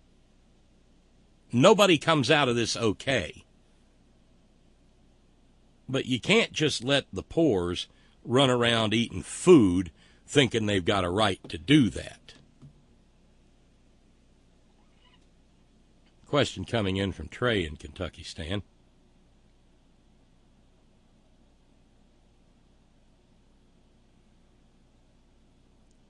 Trey says, doesn't Jerry Falwell use scam students out of federal student loans? Yes, they do. That's another aspect of the commons. There's no space for 100,000 students on the campus of Jerry Falwell U. Oh, they got him an FBS football team. The Jerry Falwell U Nailers or something like that. I don't know. The Fighting Apostles. Who cares? I remember when Oral Roberts and Oral Roberts University were all terribly proud of the high-quality level of basketball played by Oral Roberts University. Him having gone on, I suppose, at some point in time in the great beyond, if it really goes down the way it's described, at some point Jesus looked at old Oral and said, "Where did I say build a gymnasium, motherfucker?"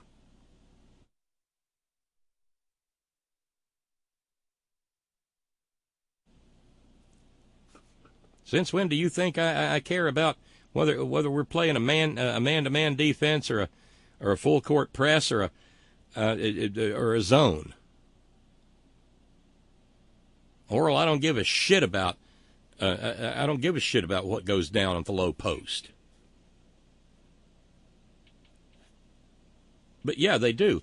They've got 100,000 students, and the vast majority of them are participating in sketchy online college degree programs And God only knows what their graduation rate is like. Very few people actually getting brick and mortar educations.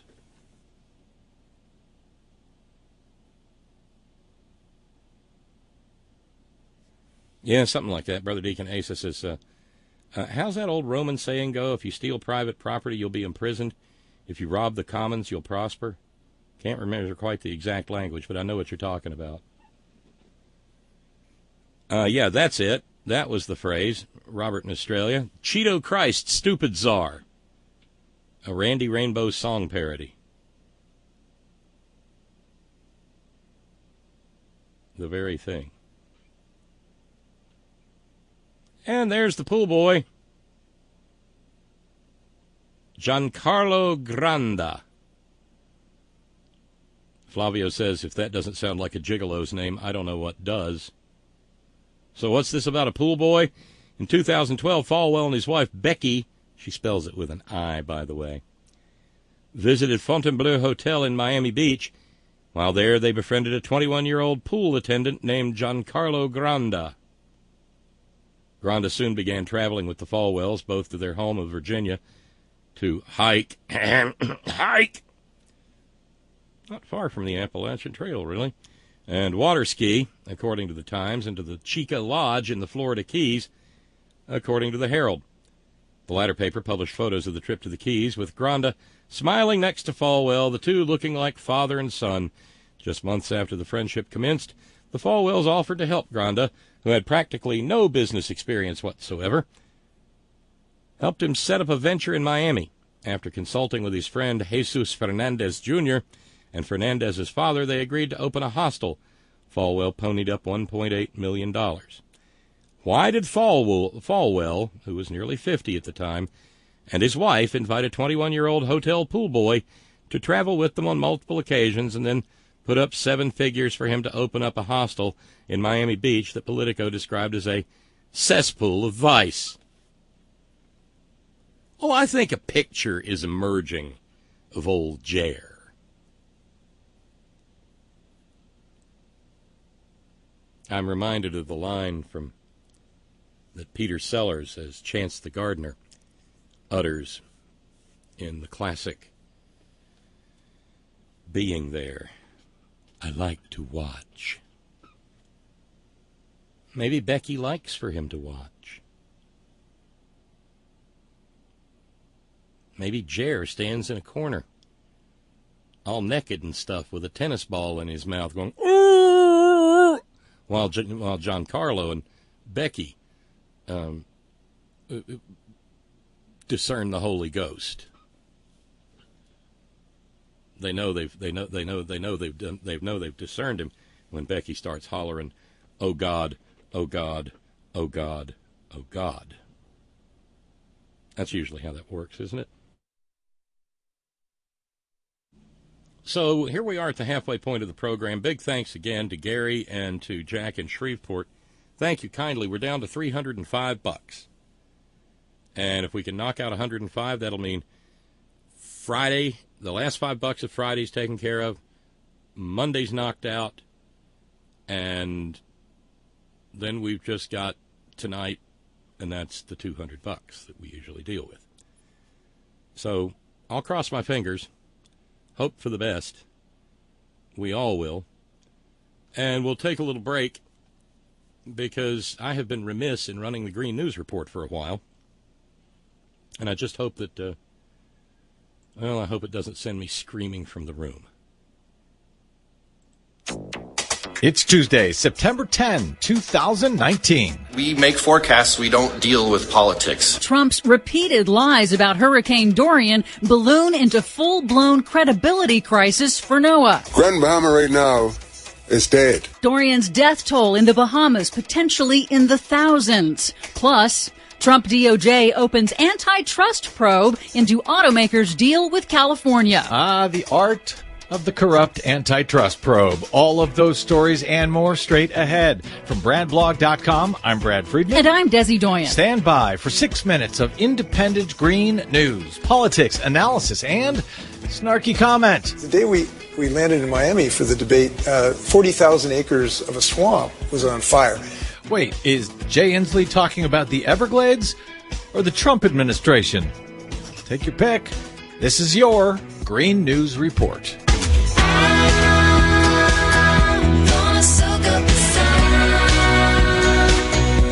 Okay, Desi Doyen, I guess we are now at that point in the Trump administration when he's actually lying about the weather. Yes, unfortunately, that is where we are. But first, Hurricane Dorian is finally headed out to the open ocean after absolutely devastating islands in the Bahamas and grinding along the east coast of the United States. Dorian has now entered the record books as one of the longest duration hurricanes ever recorded. In the Bahamas, rescue and relief efforts are intensifying as personnel and supplies arrive. At least 50 are now confirmed dead as of airtime. But the Bahamas press reports that the final death toll is likely to be much, much higher because thousands remain unaccounted for.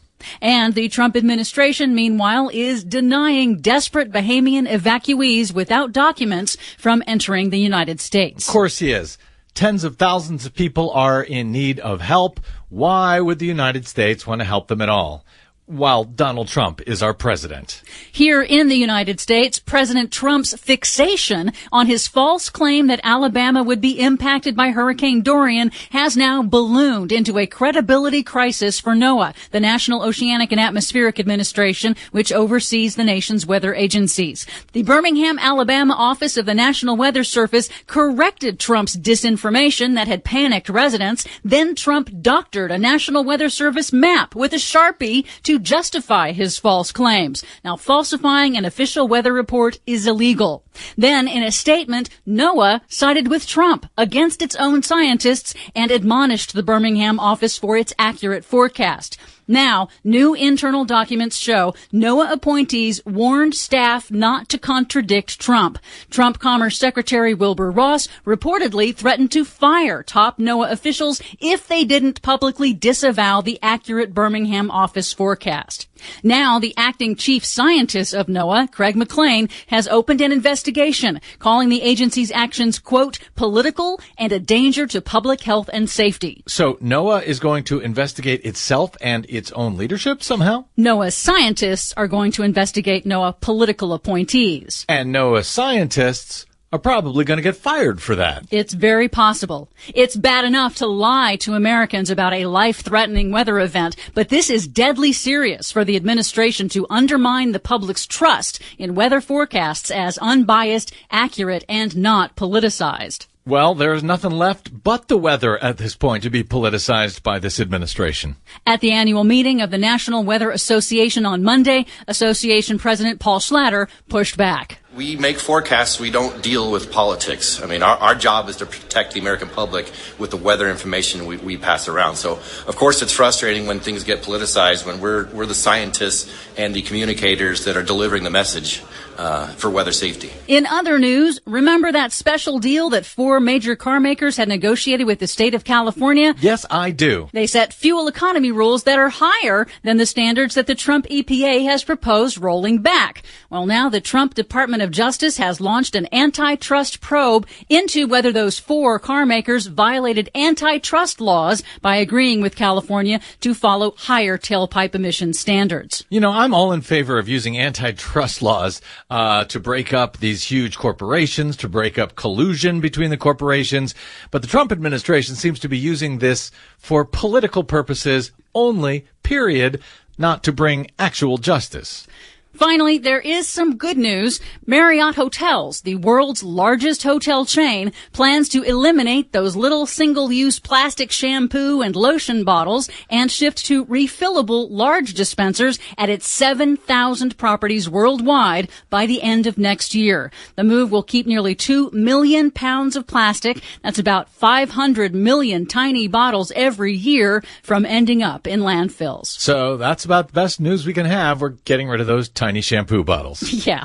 We'll take what we can get. For much more on all of these stories and the ones we couldn't get to today, check out our website at greennews.bradblog.com.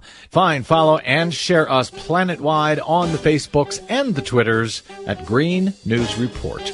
I'm Brad Friedman. And I'm Desi Doyen. And this has been your Green News Report. I'm gonna wash that man right out of my hair. I'm gonna wash that man right out of my hair. I'm gonna wash that man right out of my hair and send him on his way. Lather, rinse, repeat, y'all. Yeah, one little addendum. I mentioned the I don't know, the Fighting Christians of Falwell U, the football team there. Well, Trey in Kentucky Stan provided us a little background. Man, they're all a bunch of sleazy fuckers. Hugh Freeze is the football coach at Jerry Falwell U. He had to resign from Ole Miss for using university-issued cell phones to call sex workers. Well, of course he did. Of course he did.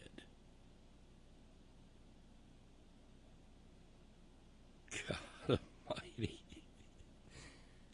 But what have they got to fear? There's no accountability. None whatsoever. Yeah, well. And, Julius Geezer really is caught in 7th grade, maybe 6th.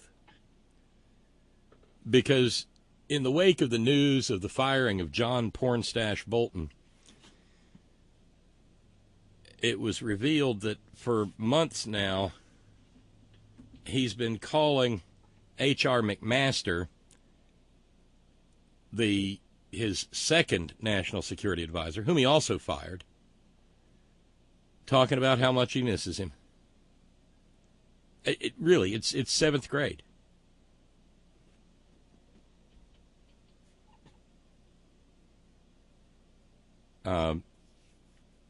And can't we be boyfriend, girlfriend again? I miss you. Oh, I thought John Bolton was going to be so much, but he wasn't. Oh, I miss you, H.R.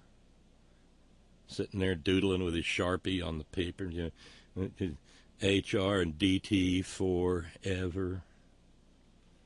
Oh, well, thank you, Herman. The official nickname of FU Athletics, Falwell U Athletics, is the Flames. Flaming dancers? Maybe somebody told Nitwit Nero about this, and that's how we got flaming. Whew. Oh, the goddess of irony is operating on a subcellular level this evening. Yeah.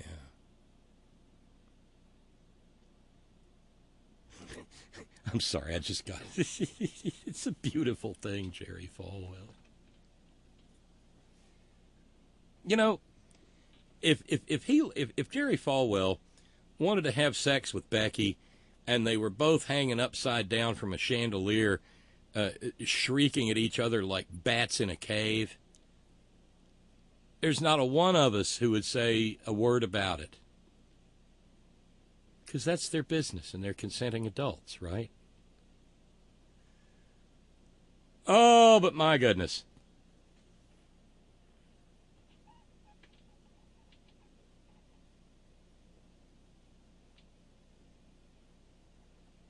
Yeah.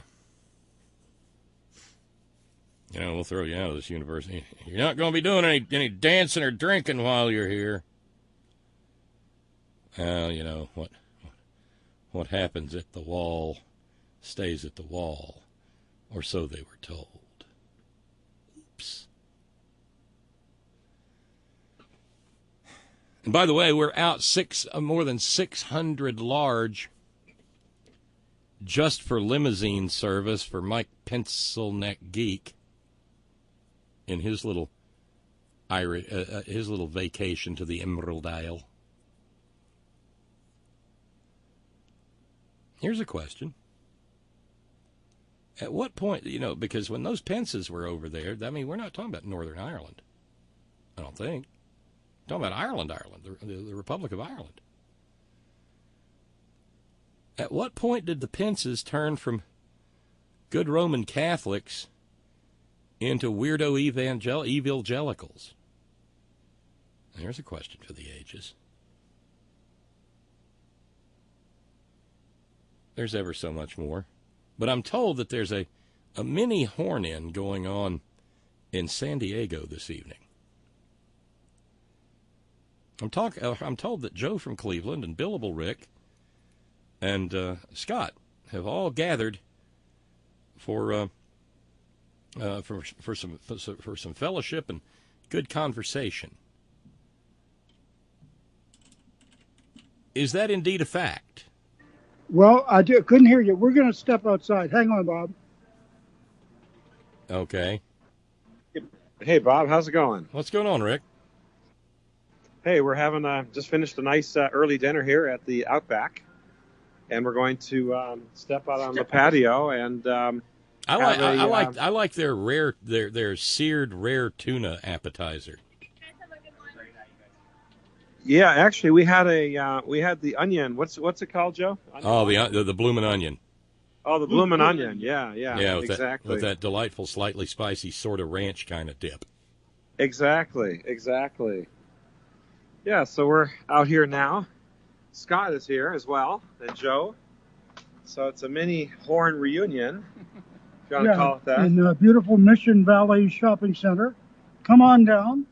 The first there's a lot going on down here. Yeah, we got balloons for the kids. Hey, look, there's John Bolton. John Bolton came. Hey, John. There you go. Hey, he had nothing better to do. He thought he'd show up. Mr. Pornstash himself. And free records and free records from the cutout bin. Oh yeah. Exactly. What's a record? Yeah. Yeah, no, we're having a good time. Scott is a joy to be around, as usual, as he seems over the air as well. Well, it's always nice when members of the community can meet face to face. Of course, I've met you, Billable Rick, and I've met Joe, but I've never met Scott. Oh, you guys would get along famously, I'm sure. Well, this goes back years, but there is somewhere in the greater San Diego area, there's a Mexican restaurant that brings into the restaurant daily that ancient Mexica fermented beverage called pulque, Pulque, known to the Mexica as Ockley. And it's kind of sticky and semi-sweet and thick and sort of viscous. I guess you'd dare say snotty. But it's always one of those things that I wanted to try just because. Just like I'd like to try the corn beer of the Andes. What's it called? Chicha? I don't know. That restaurant sounds familiar, but I can't place the name. Like, we were talking about Wyatt Earp, from the American Old West. Apparently settled out here at one point and owned a bar. And I was looking online for the name of it, but couldn't find it. It's the oldest in the San Diego gas lamp district, and it's got a beautiful, bar and just the fixtures and so forth. It's like a real throwback. Lots of old photos. I like that kind of stuff. You'd love that, Bob. I'll maybe shoot some pictures and send them to you. Oh, I'd love that. The wait person took a picture of the three of us, and we'll have 8x10 color glossy photos for sale in the lobby for all of you souvenir hunters. Yes. You all kick in now. It's, did you get the feather? A bargain basement of $5. The punky feather. Did you bring the feather with you? Oh no, I don't have that. I put it on the table in the bag. Let me hold the phone here. Scott is going to retrieve the punky feathers. He brought a couple for me and Joe. Nice. Yeah. Punky was quite the guy. He definitely had a lot of personality, contributed a lot to the show, and he certainly was much smarter than your average Trumpanzee. All right, there we are. There we go. Put these in a safe space. All right, we found them, safely retrieved. Right here. So there, we'll give the phone back to Scotty. Yeah, this speaker on this iPhone is not all that effective. Can you hear us all right? You're fine. Yeah. I was reading online that if you need a speaker for, playing back for more than one person, put an earbud in each nostril and open your mouth, and it forms what is effectively a rudimentary speaker. Did you know that, Bob? I'm not at all surprised. Cowbell for Scotty. Cowbell, Bob. There we go. During our conversation earlier tonight, we awarded Scotty a couple of cowbells already, so he's on a roll today, Bob. Well, the beers are tall and cold there at the Outback, so. Yeah, a little bit early in the day for us. We decided to hold off on the beers for now, so I'm going to wait for the ball game for that. The Cubs are playing the Padres, and Joe and I are going, and we were hoping to Shanghai Scotty there, if that's a politically correct term. But I don't know if I can do a ball game. I would love to, but I have a very bad attention span. I would, you don't have to watch the game. You go to the talk, Scotty. Don't you know that? Yeah, I know that, but people already tell me I talk too goddamn much. I mean, somebody. I've got the answer to the question. Okay. Aquí es Texcoco. Gesundheit. Is the name of the place in San Diego. It's actually in Chula Vista. 1043. Oh, that's the name of the bar. No. 1043 Broadway in Chula Vista. Aquí es Texcoco, and they've got pulque. Okay, well, 1043 they have shots for that now. Chula Vista. Yeah, that's a little south of here. That's on the border. No, not quite. Not quite. Yeah, south of San Diego is National City, and then I think Chula Vista is next. And damn if the food doesn't look just they're famous. They're famous for their lamb They're famous for their lamb barbacoa. Yeah, they ask people how is it, and they say not bad. You guys have been drinking, haven't you? I decided on the prime rib today, Bob. Oh, damn! You've already eaten. How long y'all going to be there? Tonight. The game starts at 7:10. We're gonna head back to. You think you're coming in? You have time. There's still time. It's you got 2 hours, Bob. Hurry up, man. I don't think I don't have the space folding skills that Sparky does. So, damn it. Who are they playing? Who are the Pods playing tonight? It's the Padres against the Cubbies. And Jose Quintana is a lefty for the Cubs. He's pitching against, I think, an Nolasco guy from San Diego. It's his second game of the year. I think they called him up from the minors. I'm not sure. So it should be good. Should be fun. I don't really follow baseball. Where are the Padres in the standings? Are they in contention? They're like Chula Vista. Yeah. The Cubs are like, I think, 76 or 77 and 66, and the Padres are like 66 and 77 or something like that. It's inverse. Bob, I just want you to just say one more time that Pompeo is now going to run the White House, and he's the smartest guy to graduate first in his class, right? Oh, graduated first in his class at West Point.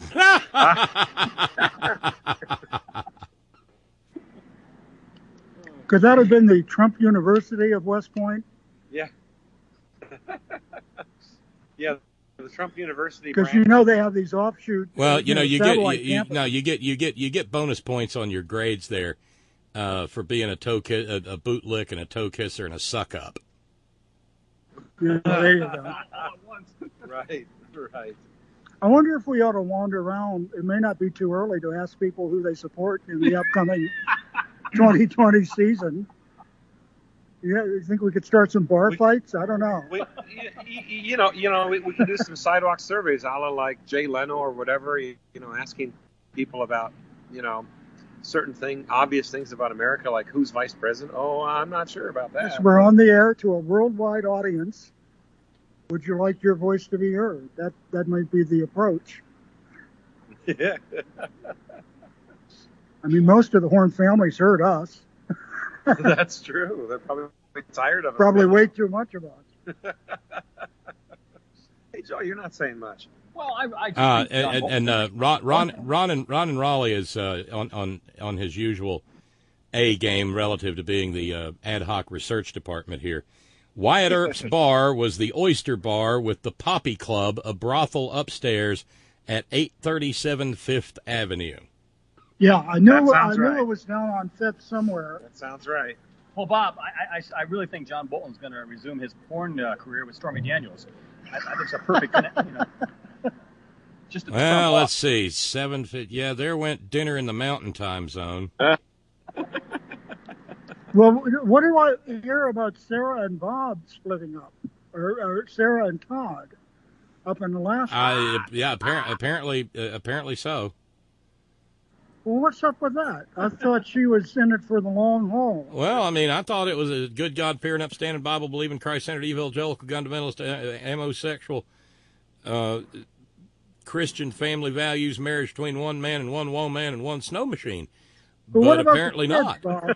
What about the kids? There's Twig and Frog and Frick and Frack. Right, and Trip Keyshawn Flapjack Johnson, absolutely. One of the funniest things Bart Kopp ever wrote. Trip Keyshawn Flapjack Johnson. Say that again. Trip Keyshawn Flapjack Johnson. There you go. We still, I mean, that gag is probably 10 years old, and we're still laughing at it. Well, how did she land on these names? They say that the American natives, the Native Americans, would get their name by the first thing that the mother saw upon delivering the child. Because, I mean, one of the younger children asked the old chief or whatever, the elder, how he got his name, and the old elder in the tribe explained it, and says, "So why do you ask? Two dogs fucking." Oh, you're going to hell for it. My personal theory, and I put this out years ago. Let me look it up here. But children of Sarah Palin. Hold it, because I get a drink.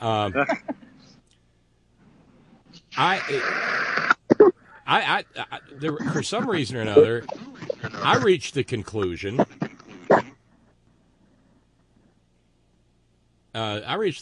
She named her kids after. She named her kids after whatever she was drinking when they were conceived. There you go. She was apparently drinking. Hey, you guys quit brawling. You're making the phone sound funny. But let's brawling. See. Yeah, it sounds like you're just having it out. But no, she. No, we're not. She was apparently drinking Harvey's Bristol Cream when Bristol was conceived. Okay, yeah. What about Trig? Sounds like a video game she was playing. Or math homework. No, that was as high. That was as high as she got in math classes. That's pretty good. Okay. What kind of noise is the phone making? I don't know. You're just wrestling it around and scraping across the microphone and stuff. Oh, well, that could be the way I'm holding it. Okay. Maybe we're nearer to the wider bar than we thought. Can you hear us now, Bob? Oh, you're fine. You're fine. Oh, and Chirps the cat doesn't know it, but she's going to get a little leftover filet for her din-din tonight. Yeah, just chop it up nice and fine. Yeah, because she's a beef-eating cat, Bob, a beef-eating cat. I guess it's better than a meth-field squirrel, right? Well, one of those fuckers tried to jump on me yesterday. This is true. I'm coming back from the grocery store, Bob, and I got 2 bags of, tote bags full of stuff, and I'm coming up the sidewalk, and I make it round the corner to where the apartment is, come up the steps, and one of those squirrels, since I hadn't fed them earlier, was sitting on the banister giving me the eye, And I was afraid while I was unlocking the door that the little bastard was going to jump on me. and I couldn't get in there quick enough to grab the nuts after a fashion, and come out and then his other little squirrely friend came down from the palm tree, and they dined sumptuously. They dined sufficient on nuts, but they had a wild look in their eyeball. These they were like meth-fueled squirrels. Did we lose Bob? No, I'm right here. Oh, okay. Yeah, those squirrels, I'll tell you, when I lived in the valley, there were some real urbanized squirrels, and they get real aggressive. They're sort of like the aggressive panhandlers you get like in certain communities, And these suckers actually chewed a hole through the screen door and were able to get inside the house. And they got up on the curtain rods. And my wife at the time was like just saying, Rick, help. Get the squirrels, get the squirrels.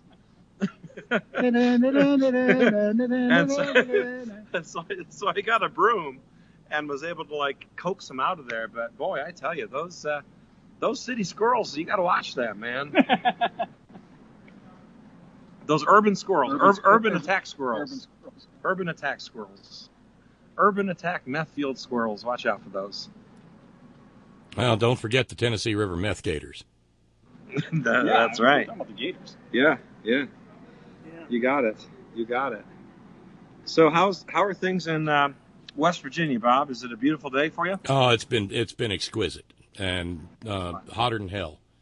It's finally cooling down here in the studio. We're all the way down to 86. Okay, so... Oh, you need to come out here, man. Yeah, it's like 75 here. Nice breeze. Yeah.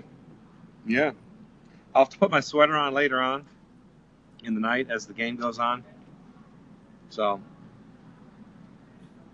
But who are the Mountaineers playing this week? Somebody that's going to whip their ass. Is that Missouri? No, that was last Saturday's ass whipping. Oh, did they win or lose? No, the Mountaineers lost spectacularly. What, are you trying to hurt me? I didn't know. I don't know everything, Bob. You're making me relive this shit. No, you were watching Iowa kick ass and take names. I did. I watched the highlights anyway. I didn't see the game. Oh, they looked good. Yeah, they did. Well, Rutgers, I mean, come on. What do you expect from Rutgers? Engineers. You're gonna get hate mail. No, we North Carolina State comes into Mountaineer Field and beats us like we owe them money. And then the real pick'em is going to be September 21st when Kansas comes visiting. Kansas that got beaten by an FBS school last week.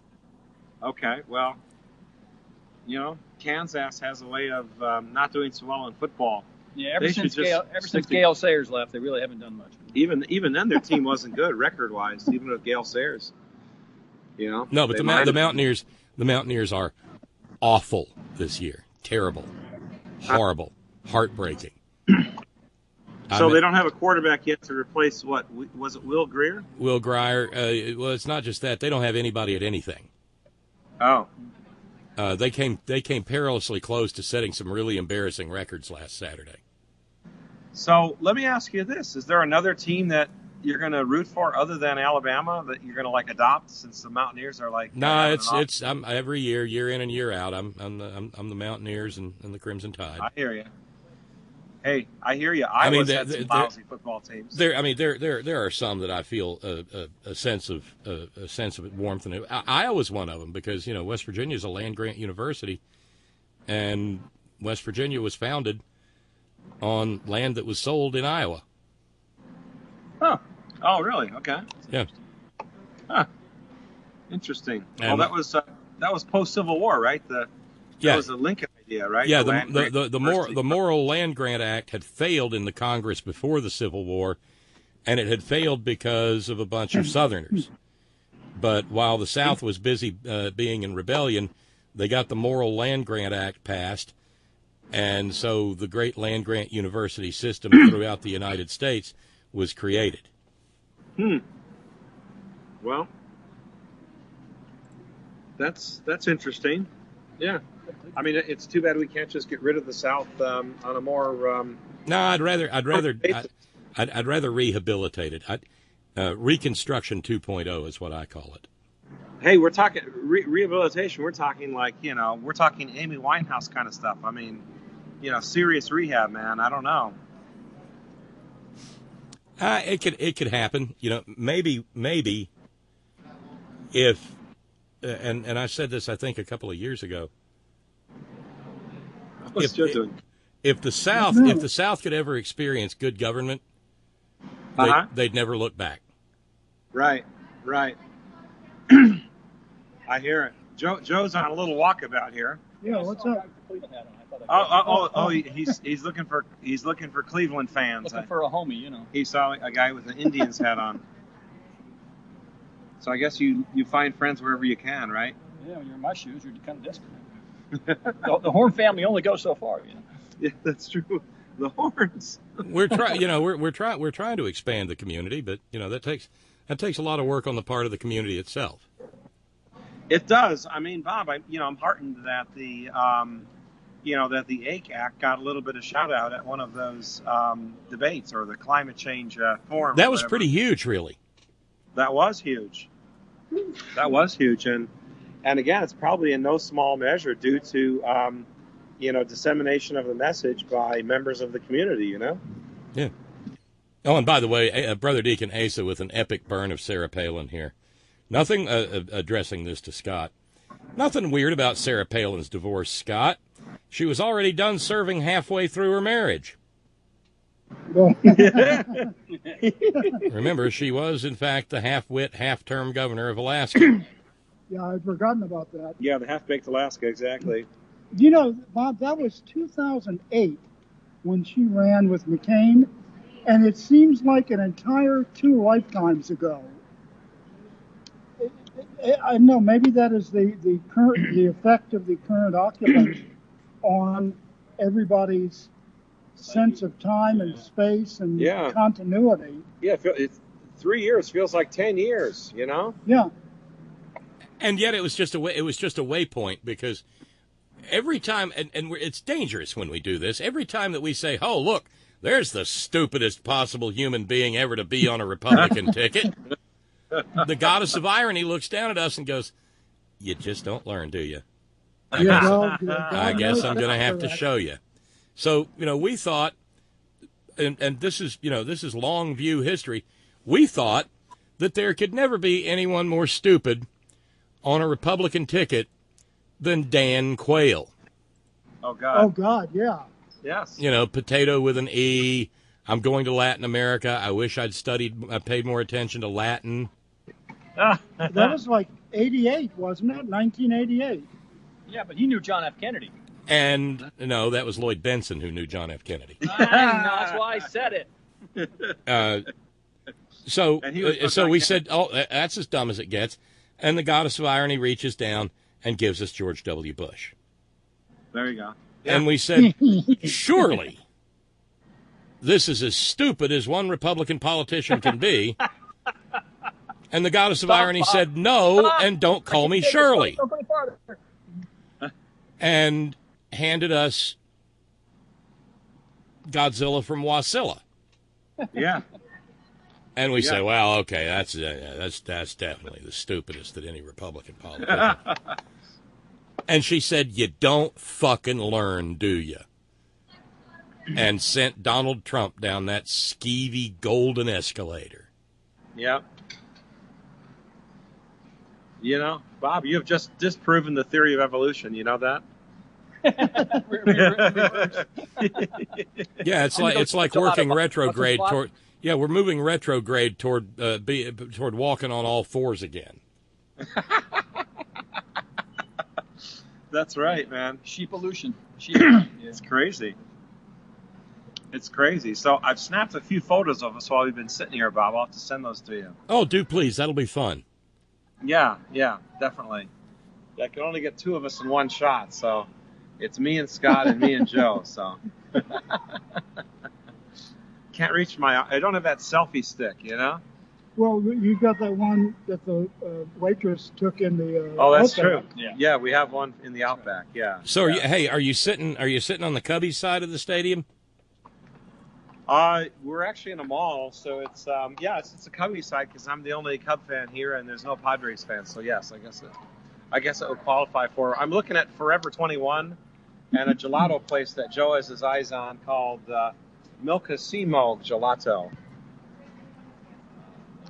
We're at is it the Fashion Valley Mall, Scott? No, this is Mission Valley Mall. Oh, Mission Valley Mall. We're not too far from the old San Diego Stadium, Qualcomm Right, Field, yeah. where the Chargers used to play. Yeah, and the Padres, too. played. Well, actually, they tell me it was before I got here. Back in the late 70s, early 80s, right now where we're sitting, used to be part of a large dairy farm where cows would roam, grazing grass or whatever they grazed back in that day. Well, California cows, that they got to give them grass. But anyway. Which reminds me, I've got to find a grass shop around here. Oh, well, you've come to the right place. Will you tell Bob what my button says? Yes. Scott has a button that says, you've heard this, Bob, a mind is a terrible thing to confuse with an egg. Yes. Dude, you going to eat that? This is your brain. This is your brain on drugs. On drugs, right, yeah. Oh, God, you can't hardly swing a cat without hitting a pot shop in San Diego. I mean, you'd have to ask the cat. But well, before one swings a cat, be sure it's declawed, okay? That's my advice. You're going to get hate mail. There's a lot of cat lovers in this community. I am, too. I got 4 of them, Bob. Joe can attest to that. Yeah. What kind of feedback did you get from yesterday, Bob, about the vocabulary police? Because I listened to that, where you can't use any language for fear of upsetting somebody. And I understand the point. You don't want to be deliberately hurtful. But, I mean, this is why there are Well, the words. consensus seems to be intellectual disability. Okay. And if it's from birth, it's congenital. That means he's been stupid all his fucking life. Well, there is a condition, and I know this because a friend of mine had it. She was a couple of years older than me, but she was born with literally a birth defect where she didn't have the entirety of her brain. And I forget what the condition is called, but I believe water is part of the description. Hydrocephaly? That might have been it. But she... Hydrocephalic, could that be? Well, that's a modification on hydrocephaly. All I know is she wasn't really expected to do well as a child or a teenager or an adult, and she ended up graduating from Duke University. Jeez. And worked on Capitol Hill for a couple of years, and then went into another line of work. I mean, I don't know if she didn't seem to be challenged. I mean, when I knew her, she didn't seem to be challenged in any measurable way, as near as I could tell. But with Trump, I mean, it's obvious that he's not together. I mean, he's what was that expression I used yesterday? Is profoundly unwell on any scientific scale you care to consult. And that, to me, is one way of putting it that kind of gets the point across. So is ignoramus something that can't be used, Bob? Is that the consensus? Hey, that's got a Latin ending, so I'm guessing that's out too. Imbecile, ignoramus, moron, idiot. Damn it! But I'm not giving up Moran Monday because they invented that one. Yeah. Yeah. Right. Get a brain. Get a brain Morans. well, Moran is not really moron. It's just a play on moron. So I think you're okay there, Bob. You don't have to change the name of your Monday program to, Yeah, intellectually disabled Monday. Right, that they invented. That's the whole point. They invented it. Well, no, I thought Bugs Bunny you popularized that term, moran. No, that's maroon. Oh. Oh, okay. All right. Huh. Oh, jeez. Do you know that I hold the distinction in the Horn family? Well, one of many, but one in particular that I'm thinking about. I have met, either on phone or in person, not only the voice of Clarence Ducky Nash, I met him in person, who was the voice of Donald Duck. I was going down to get my check from the radio station one payday, and the door opens. This old man walks out, little teeny tiny man, holding a giant Donald Duck puppet. And I'm thinking, good God, has the station gone Disney? You know, what the fuck's going on? And he starts moving the duck's mouth, got his hand up the duck's butt, moving Donald's mouth, talking Donald gibberish, which I never, from kidhood to adulthood, could understand a goddamn thing that duck was saying. Okay, so there's that. Okay, but apparently he was he on acid? I wonder. I don't know. He was on Main Street in Kansas City at the time. But no, apparently he was there as part of a tie-in to a week-long remote the station was doing from Walt Disney World back in the 80s. So there's that, and then a couple of years later, I did a phone interview with Mel Blanc, who did all of the Warner Brothers character voices. And did you know that Mel Blanc and Estelle, his wife, had a child, Noel Blanc, which when you take Noel and Blanc, in French, that means White Christmas. And they were a nice Jewish family. So how do you figure that? I don't. I still can't get my head around it. Well, you've got you could have had one more member of your little horn in over on Twitter. I just heard from O Pipe Down. Shit, I'm missing it. I can see Mission Valley from where I am. Oh wow! and was right on it. Yeah, Pulque, aquí es Texcoco, I think. Not far from the stadium. Oh, geez. Okay, well, and up in New York City, Eileen says these guys are having way too much fun. I want to play with them. Well, there's plenty of room on the bench. Well, I'm looking at Forever 21 right here outside of the Outback. So we've got about 40 minutes left in the program. Y'all come on, get down here, and hot dogs and balloons sit for on the bench. kids. We're just sitting on a bench here like three old guys. Yeah, at least until the lady from Outback comes out and chases us with a didgeridoo, if you don't mind. Boomerang. Yeah, that's right. Oh, those blooming. All right, you sat on our Outback bench long enough. It's time to move along, blokes. Cousin Crakey. Yep, that's Cousin Crocodile Kincaid. We recommend our sparkling vintage. Got a kick on it like an Aborigines armpit it does. After a fashion. That's an old Monty Pythonism. Oh, jeez. Joe, you got to talk to Bob. He's right here. Well, I'm a little disappointed in Australia. Their biggest coral reef is dead. They've got a dictator for a president, or whatever they call him. And I'm kind of worried about the old Down Under. Well, as you get older, many men are worried about the old Down Under. Man, I just knew. I knew.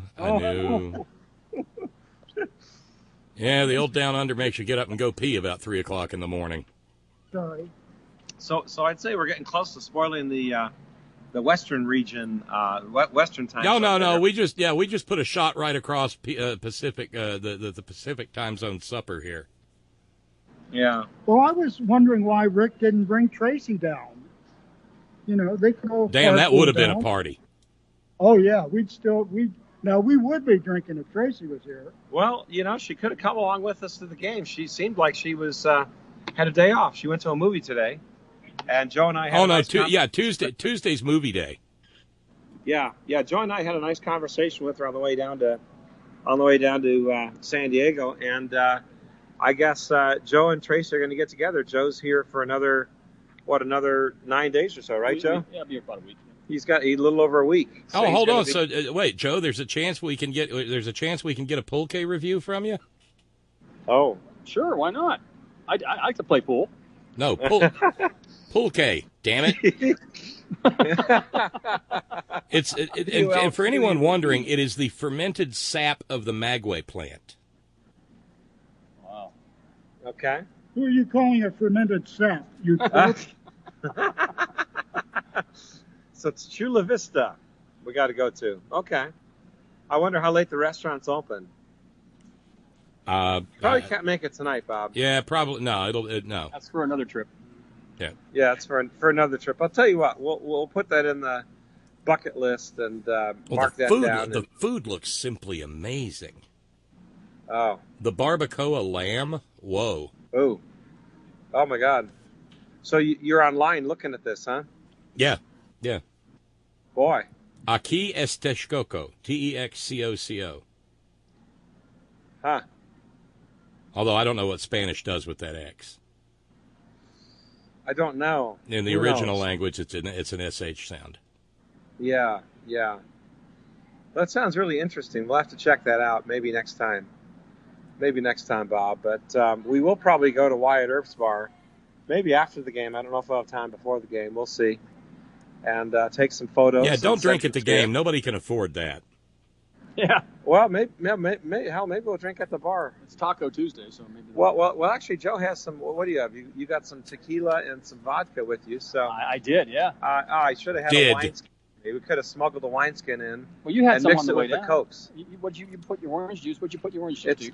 Yeah, it's kind of funny. Joe had to stop at the Rite Aid on the way down to San Diego, and I was at the lovely Stars place last night, and he picked me up there, and so I had orange juice to go in a cup, and he came out of the store and had all this liquor, I don't know how that happened. Probably enough to get an army drunk, and tequila and vodka. And he says it's for his wife because she's coming down in a day or two. The Grand Marnier's for him. Oh, you got the Grand Marnier. Okay, and so he suggested, why don't you mix some vodka with your orange juice? I thought about it. I said, well, let me look at the clock. Okay, it's 12:30. That's fine. I can do it. It's in the afternoon. It's the afternoon. Sun's up, mail's in, somebody's birthday somewhere.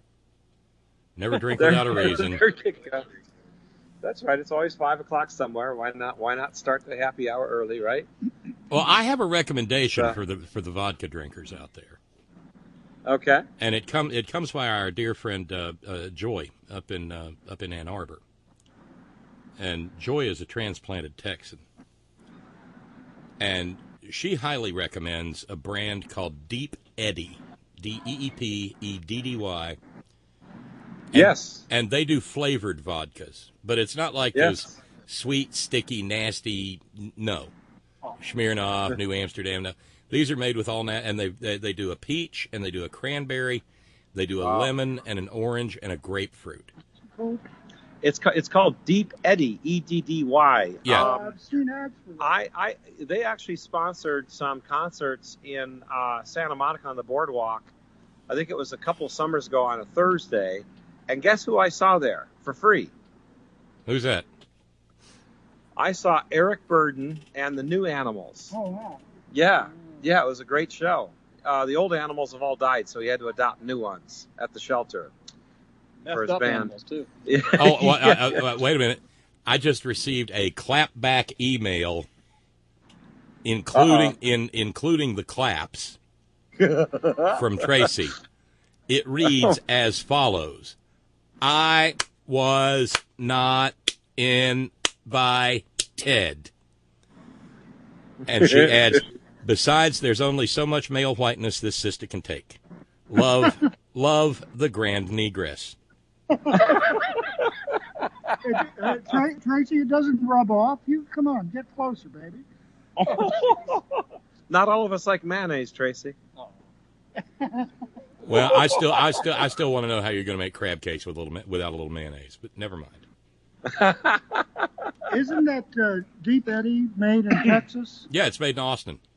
Okay. Oh yeah. Okay. That I knew I had heard of it. I just do they only sell flavored? No, they've got vodkas? a plain. They've got a plain, but there's only 5% alcohol difference between the flavored and the plain. Yeah. Okay. And the Joy is partial to the grapefruit and the lemon. Nice. You know, I think Austin must be becoming a hotbed of vodka distilleries, because there's another very fine vodka that is made. Tito's. Do you know what that is? Tito's. Tito's, yeah. And yeah. the founder of Deep Eddy and the founder of Tito's are pals. Oh. And they came wow. to a parting of the ways because the Deep Eddy person wanted to do flavors, and the Tito's guy just wanted to do vodka. Okay. Well. And so they agreed to disagree, but it's not like they get in bar brawls and break bottles to see what each other had for lunch. Okay, well, that's good. It's always important to be civilized, you know. David in South Carolina stand just said, "Yep, favorite vodka, Deep Eddy." Yeah, Deep Eddy is good, and they were handing out free sunglasses. So I had some free sunglasses with Deep Eddy on the side until they broke because my head is so fat, you know. Well, a bartender friend of mine told me about something called an Orange Crush. Ooh. And that's the Deep Eddy orange vodka and a half a shot of triple sec. Oh. Fresh squeezed orange juice. It doesn't work if you use, out of a bottle. Yeah. And then you top it with something that sparkles, either club soda or a little Sprite, or, and this works surprisingly well, either squirt or Fresca. Huh. That sounds good. I'll have to remember that recipe. Okay, for those who were in the pool to predict what time Joe would go over to the gelato stand across the way here, whoever had 526 wins the pot. And Scott, tell us what's in the pot tonight. More pot. And yeah. It's a bubblegum rutabaga Kush hybrid with something they shook out of the carpet under the Lazy Boy. Why, this is a bag of shit. But it's really great shit, Mrs. Fresky. Tell her what she's won. Yeah, Tracy says, I don't believe you about the mayonnaise. It's true. If you're going to make crab cakes, you got to have a little mayo, you got to have a beaten egg, and you got to have a little breadcrumbs. Otherwise, it just won't hold together. Oh yeah, binder. Yeah. I've known people, and this is heresy, who have actually used Miracle Whip. Ooh. Jesus. Oh. That's just nasty.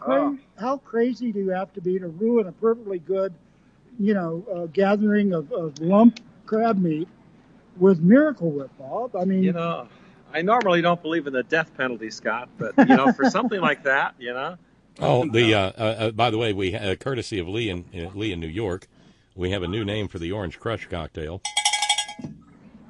also known as the Harangutan Looking at Ivanka. Oh.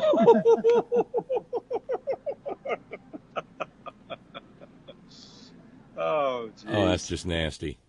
Can you see him hoisting the schooner and going, "You remind me of Ivanka"? Yes, exactly. Oh God.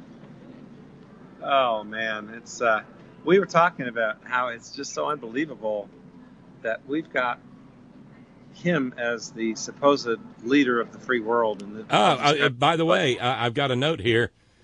I probably won't make it, but I'm going to drive down and look for him. They are. Well, they got about that's from half an hour. That's from O Pipe Down on Twitter. Well, they're loitering and engaging in general vagrancy outside the outback. Is that correct? Yeah, in a little while there's a bunch of kiddie rides. The little train and the little horsey and the little go-kart around the way here.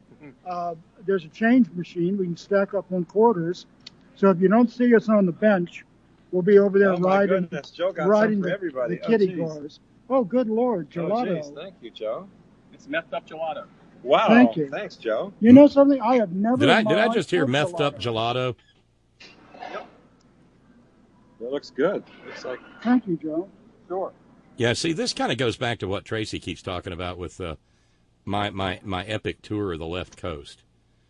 You know, we start in San Diego and work our way north and don't quit till we get to Vancouver. Well, I was just going to ask you, Bob. You know, I don't know how long we've been on today, but this should inspire you to figure out some way to do an on the road. Oh, it inspires the hell out of me. Oh, you just can't swing it. It is not the inspiration I'm lacking. You know, this would be the point in the program where I mentioned that Gary and Jack in Shreveport made sure to take us down from 405 to 305, and it's been crickets ever since. So, you know, it's the getting there that's the real challenge. Mm-hmm. Well, we've blown all our cash on steak, ball games, and gelato, Bob. So, but well, yeah, and kitty rides. No, I said kitty rides, not titty rides. No. Okay, not a T, Bob. Come on. Where's your mind? They let y'all drink in there, didn't they? Yeah. Yeah, that's what I was afraid of. Hey, let's get wasted and call Bob. Well, actually, we didn't. I was thinking the beers looked awfully good. They had the Sam Adams Oktoberfest on tap. I love that stuff. Oh no! If you go to the Outback, you have to get the Grande Fosters in the mug. Oh, yeah, that's true. That's true. Where the frost forms on where the little ice crust forms on the head of the beer. Yeah, that's nice. That's nice. You say cheers. Yeah, so here's we're here's to old crocodile Kincaid. There you go. So we're like sitting on a bench, equidistant from Forever 21 and the gelato place, looking at like a place where a sign for Bloomingdale's. So that's sort of where we're at. So, you know, just kind of your standard mall, you know. Yeah, it's outdoor mall. Lots of people walking by. Everybody, of course, has a horn hat on, Bob, as you know. Thank you. Oh, that would be nice if they were wearing horn hats. Well, in all seriousness, Bob, and not unlike malls all over America, when I first came to San Diego almost 20 years ago, and also during previous visits in the mid to late 80s, or the late 80s, I should say, you know, there was barely room to swing a shopping bag without hitting shoppers at this very mall. There were no vacant I thought stores that was the one. Yeah, I thought that was the one that was pretty nearly a ghost town. Well, one of them, another one, which is in downtown San Diego, Horton Plaza, is even worse. They have basically sold that. There's a grocery store there, but they're converting it to, I think, some sort of technology hub. And I think there's like going to be an educational training place and something else connected with, you know, computer technologies. And it's really crazy that, you know, because malls were big in the 70s and 80s. I mean, just ask Roy Tullamore. Well, he knows all about it. But I'm sure there were like waiting lists of retailers and local businesses who wanted mall space and couldn't get it, and they were like paying premium rent, I'm sure. And it's sad, and to my mind. Well, it's an evolutionary process because the malls killed downtowns. Yeah. Right. And then the internet came along and killed the malls. Mm-hmm. I mean, so I guess the question is, what's going to kill the internet, Bob? Trump. Everything he touches dies. That's true. Yeah, it does. It does. No, actually, something closer to a serious answer is social media, because social media is going to eventually cause the internet to be deeply suppressed.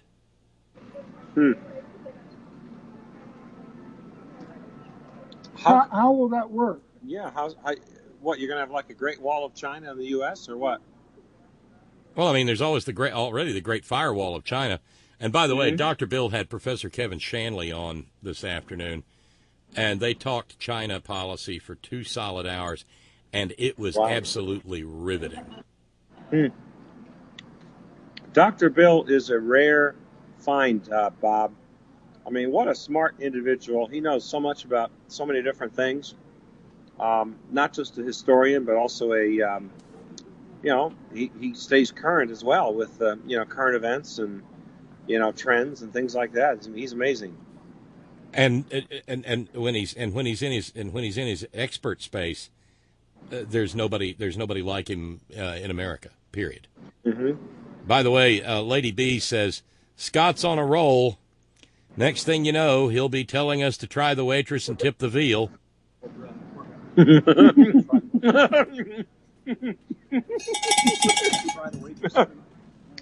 the waitress and tip the veal. Oh, yeah.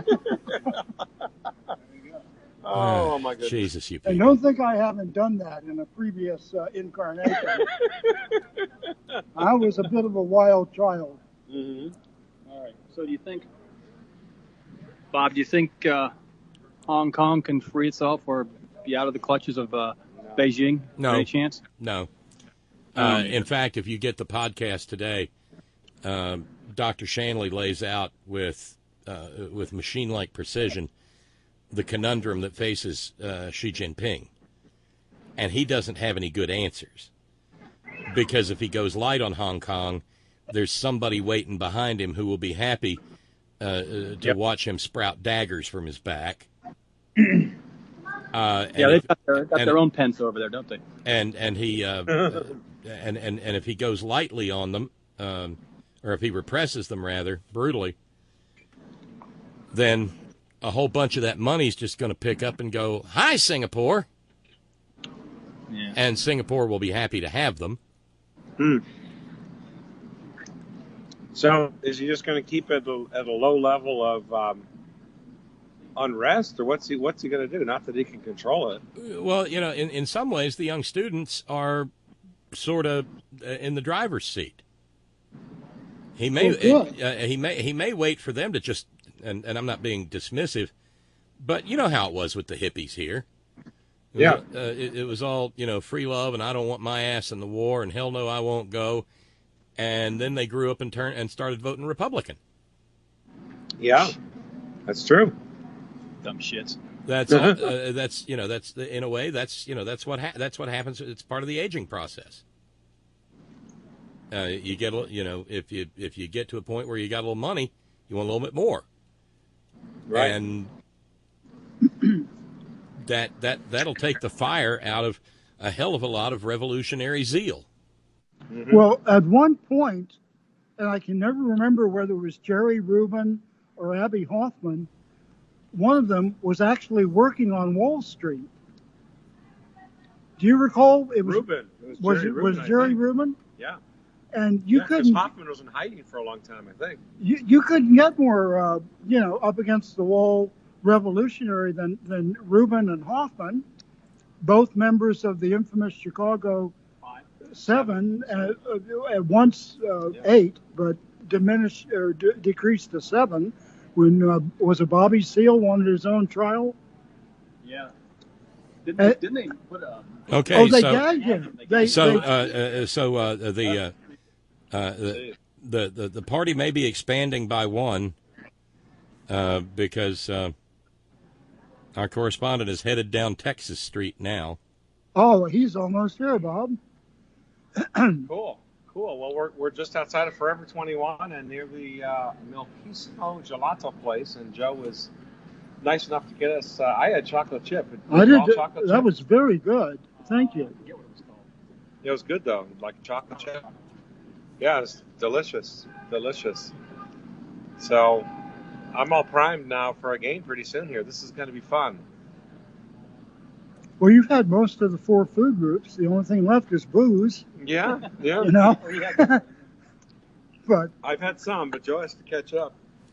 well, this thing, Bob, Come on. with Just one can't hurt Joe. with Hong Kong, you know, and God bless the students, because I'm telling you, not only over there, but over here and in parts of Europe and other countries as well, it's the young people that are going to keep the rest of us on an even keel, because they have a very low tolerance for bullshit or hypocrisy or nonsense or repression or any of that stuff.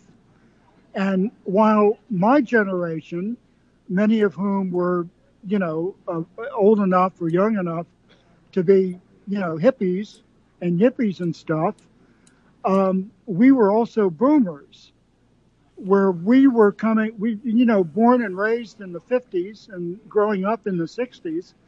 A lot of us were spoiled rotten because of the way the U.S. economy was in the wake of World War II, all throughout the 50s and the go-go 60s. Our parents were deprived, and some of our grandparents were deprived, but we didn't grow up in that era. So we would tend to flit, if you will, from thing to thing and flower to flower. I don't get that from today's youth around the world. I get that they are very committed human beings because they know what's at stake. Not to get all serious and stuff, but they know the score is what I'm saying. Does that make sense, or could I be wrong about this? I'm not saying you're wrong, but it could be that you're over romanticizing them. Well, think of the courage and the commitment that it has that is required. How long have these Hong Kong things been going on now? A month? Up against tear gas and rubber bullets and water hoses and God knows what else. Yeah, they're at least into the 5th week, I think. Weeks long now. The thing that amazes me is there's so little news reporting about that, you know? That's it. Right? And it's so important, you know? Hello? Yeah, well, I just merged a call in with this one. Hey, welcome to the program. Hi, it's Carl from Western Mass. Hey, what's happening, Carl? I just wanted a quick one. Hey. You were talking about a few minutes ago about this is your brain on drugs thing. I just seen a meme. Today. This is your brain on Fox News. Had an overview of a stove. One of the burners was lit. There was a frying pan on the other burner, not the one that was lit, and there were 2 eggs not in the frying pan. They were just thrown on the stove. God, that's about All it. right, That's about right. Hey, thanks, Carl. Good to hear from All you. right, man. I'll let you go now. Yeah, later now. Yeah. Hey, Carl, take care. Is that Carl from Sling Blade? No, that was Carl from Western Mass. Hold on, there's a guy moving some refuse in a noisy cart. There we go. In case you're wondering what that horrendous goddamn noise was. Jesus. It's them squirrels, Bob. Them meth-fueled squirrels. Hold that for me, would you? Sure, absolutely. So I like that meme or the thing that Carl came up with. That's very clever, you know, or that thing he saw anyway. So Fox on Crackle. Yeah. This is your brain on Fox News or whatever. So Just a couple of cracked eggs on top of an unheated stove. Yeah. completely missed the pan. Yeah, Lee in New York says, subject line Hong Kong, the students know about Tiananmen Square and they don't want to repeat. The Chinese government knows about Tiananmen Square and expect to be able to repeat it. But it's bad shit if they try to drop the hammer. Yeah. But one of the things that Dr. Shanley and Dr. Bill came to the conclusion of is that in either instance, China is figuring whatever it does, that we'll just kind of sit back and not do anything, because it's not really worth roasting the world over. So, Bob, what is Taiwan? How do they play a part? I mean, in this whole thing. Well, that's the other long-term thorn in China's side, because the official communist Chinese, they're communists, right? Position is that Taiwan is a renegade, rebel, breakaway state. Mm-hmm. And eventually, the whole reason for making a deal over Hong Kong and their position relative to Taiwan, and Horst living there could probably speak to this a lot more eloquently, is that they want to control everything in their sphere of influence, because as is the case with Hong Kong, Hong Kong was a British protectorate because it was a colony going back to the Opium Wars. Right. And China wants all Western power out of its sphere of influence entirely. You got that right. Yeah, it's a vestige of colonialism, the Hong Kong colony, Well, the former colony, it's no longer a colony.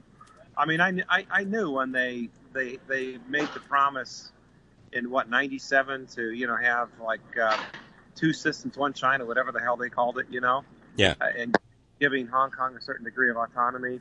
I knew that was going to last, not very long at all. And it's been about 20 years. That's going to be about its lifespan. 22 years now. So, you cannot. The Chi-Coms, I'll call them Chi-Coms, as Rush used to call them, they cannot be trusted. They're just Charlie Tree and the Chi-Coms own Bill Clinton. yeah, that's right. But now they're our friends, right? The Trump friends or whatever. Yeah.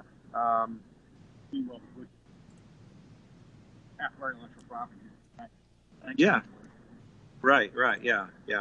Well, speaking of China, I guess now would be as good a time as any for an update. Where are them jobs, Bob, that old Trumper was going to bring back? Where are them jobs? Them tariffs will work. Yeah. Coal jobs. I want a mine like my daddy and granddaddy did, Bob. Come on. Clean coal, man. That's where it's at. That's the future. Jesus, yeah. Sadly, there are still people who believe that crazy shit. Of course there are. Yeah. I mean, the Trump's trade war is just a total disaster. He's taken an economy that was booming, and we're on the edge right now, and I think people are starting to feel it. As far he's running into a ditch. Right. Exactly. The guy, I mean, he bankrupts everything he touches. He kills everything he touches, Well, my best expression for him, and I never knew it or envisioned actually applying it to it as the chief executive, was an old expression my dad used to use when I was growing up, describing someone as a bull in a china shop. What he doesn't break, he shits on. Now, I mean, is that pretty apt for Mr. T? And I don't mean I pity the fool, Mr. T. I mean Mr. DJT, Bob. DJT. Blaga, baby. Mike America stupid again. That's right. Jesus. Well, let's see now. Today's Tuesday. What night is the debate? Is it Wednesday or Thursday? Thursday. The next pageant is Thursday. The pageant, I'm sorry. And there'll be how many? 10? Got 10? Yep. So with the reduced number Tulsi would have won. With reduced panel of candidates, there will be time for a swimsuit and a talent competition, right? Because I've been hoping for that. I want to see somebody with flaming batons and a sequined outfit. Now, I know, granted, Bernie should have more fucking dignity than that, but, this is America, boys and girls. Well, maybe Bernie can read, for the talent portion, maybe Bernie can read that passage where he in the essay he wrote where he gratuitously used that word that has all the same letters as ginger. Oh, he used the actual word? Oh, yeah. Oh, dear. In writing about white working class resentment. And I mean, he wasn't quoting anybody. He just used the word. This is a recent piece he wrote? It's 20 years old. Oh, okay. Well, I mean, I get the point. But where were we all 20 years ago? What was that? 2019? So 20 years ago was 99. Or 1999. Yeah, I can see where there was white working class frustration. Yeah, but I can see describing it. I cannot see gratuitously using that word. Oh, can you use it using ginger instead? Because I'd love to hear the quote, because this is the first time hearing of this. This was just on Earth, Bob? I've seen it mentioned. I've seen it mentioned a few times. So it. Let me pull it up here. Bernie. 20 years ago. Yeah. I don't think that's going to matter, Bob. I don't think Bernie's. Bernie will get. He'll get a pass for it. There's no doubt about it. I think it's between Elizabeth Warren and Biden. Hey. Let's see. Hey. Nice to meet you. Tamara just joined us here. Yeah. Yeah. That's Scott. I'm Rick, Tamara. I'm billable Rick. Yeah. Here, Tamara, say something. Hey, Bob. Hey, Tamara. The little horn end just grew by one. Yeah. Took me a little while, but I made it into it. Good. I'm glad. Hey. Where'd you come from? I just live up the street. I was saying I could literally. That's funny. See, you go and talk. You can see it from there. Yeah. So Tamara's joined us here on the bench here. We got to get a photo, Joe. Here you go. More pictures. People are going to talk. No, it's okay. Here, we're going to get a photo here. Me, Scott, and Tamara. Hey. Here, turn the volume on. Oh, you're on delay there. Yeah, we got to turn that off, or I'm going to lose my mind. Oh, she just turned it off. She was on delay. Turn the radio down. Okay, here we go. Cleveland. Hello. There you go, Scott. Take over. Finally. Wow. Okay, well, so you native? I was raised here. Yeah. How about you? You're from LA. Cleveland. Oh, geez. All right. I'm in San Diego, but I'm not from here. There we go. Joe, this is wonderful. This is kind of orgasmic. I'm like it. This ought to inspire other Horn family members to be horny, and to just yelled at three strange men if they're horny. They got laws against that in a decent town like San Diego. All around the country and the world, 3 or 4 Horn family members should gather together at a mall and call in once a week. Well, no, wherever 3 or 4 members of the Horn family community congregation are gathered together in my name, there too I also am with them. No, Bob, that's Wednesday night. You're the wrong night. Damn it. But I really, this was very different. If we can't get you here one way, we'll get you here through the magic of Skype and bring the whole family with us. I think it's fan-freaking-tastic. The emails have been good. We've been bogarting the line tonight, but this is not something that's done all the time. No, this is this is wonderful. This just tells me how much fun it could be if we ever actually get to pull together a real live, honest to Jesus, no kidding horn in. Yeah. And everybody has their clothes on still. Now, if we had been thinking, we could have brought a banner, an official horn banner, and balloons, and little giveaways for the kids, and records from the cutout bin. Absolutely. Yeah. Of course, now the mall authorities would have rounded us up and taken us, and we would have gone to mall jail. But, freedom. Because, I mean, it's one thing to hear the people as disembodied voices on the front porch or on the regular show. But, I mean, to meet Joe and Rick finally, who I know from the horn, and Tamara, I mean, you just can't beat it to have a 3D experience with someone of like mind and attitude and commitment. Or maybe it's just me. I don't know. I would dearly love to be there. Lady B just said, "Sounds like them horn boys are up to no good. If you see a Ford Prius with a marijuana leaf painted on the hood and two middle-aged and a young white guy cruising around town at 5 miles an hour, you'll know they progressed to mushrooms.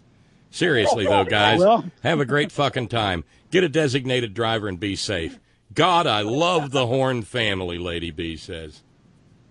Well, great. We wish she was here. Lady B I love some of the things that she says. They challenge me, because sometimes I get complacent in my own, liberal mindset or whatever.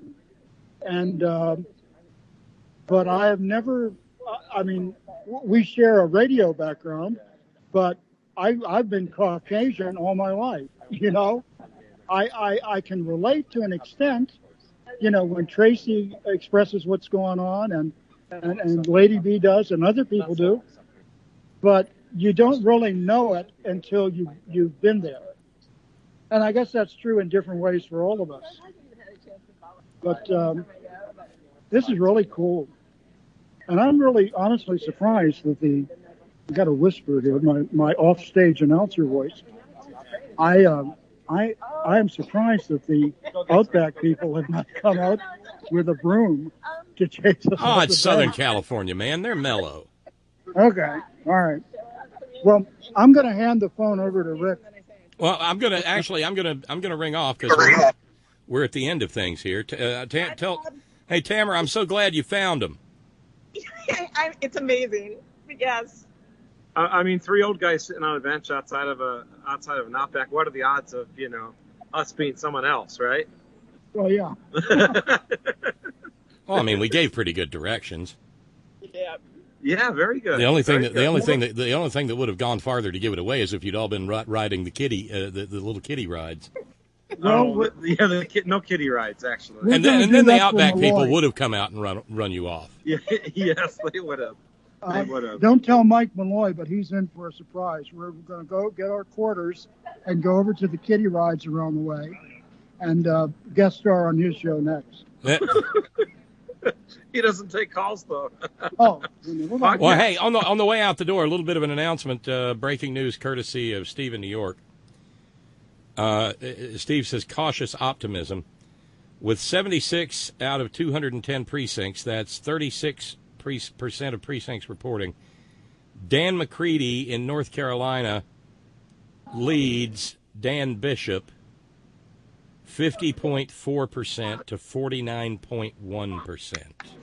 Ah, okay. The Libertarian candidate has garnered 0.4%, and the Greenie has garnered 0.2%. Okay, well, that's good that the Libertarians outpolling the Greenie. And how much of the count is in? 36%, 37%.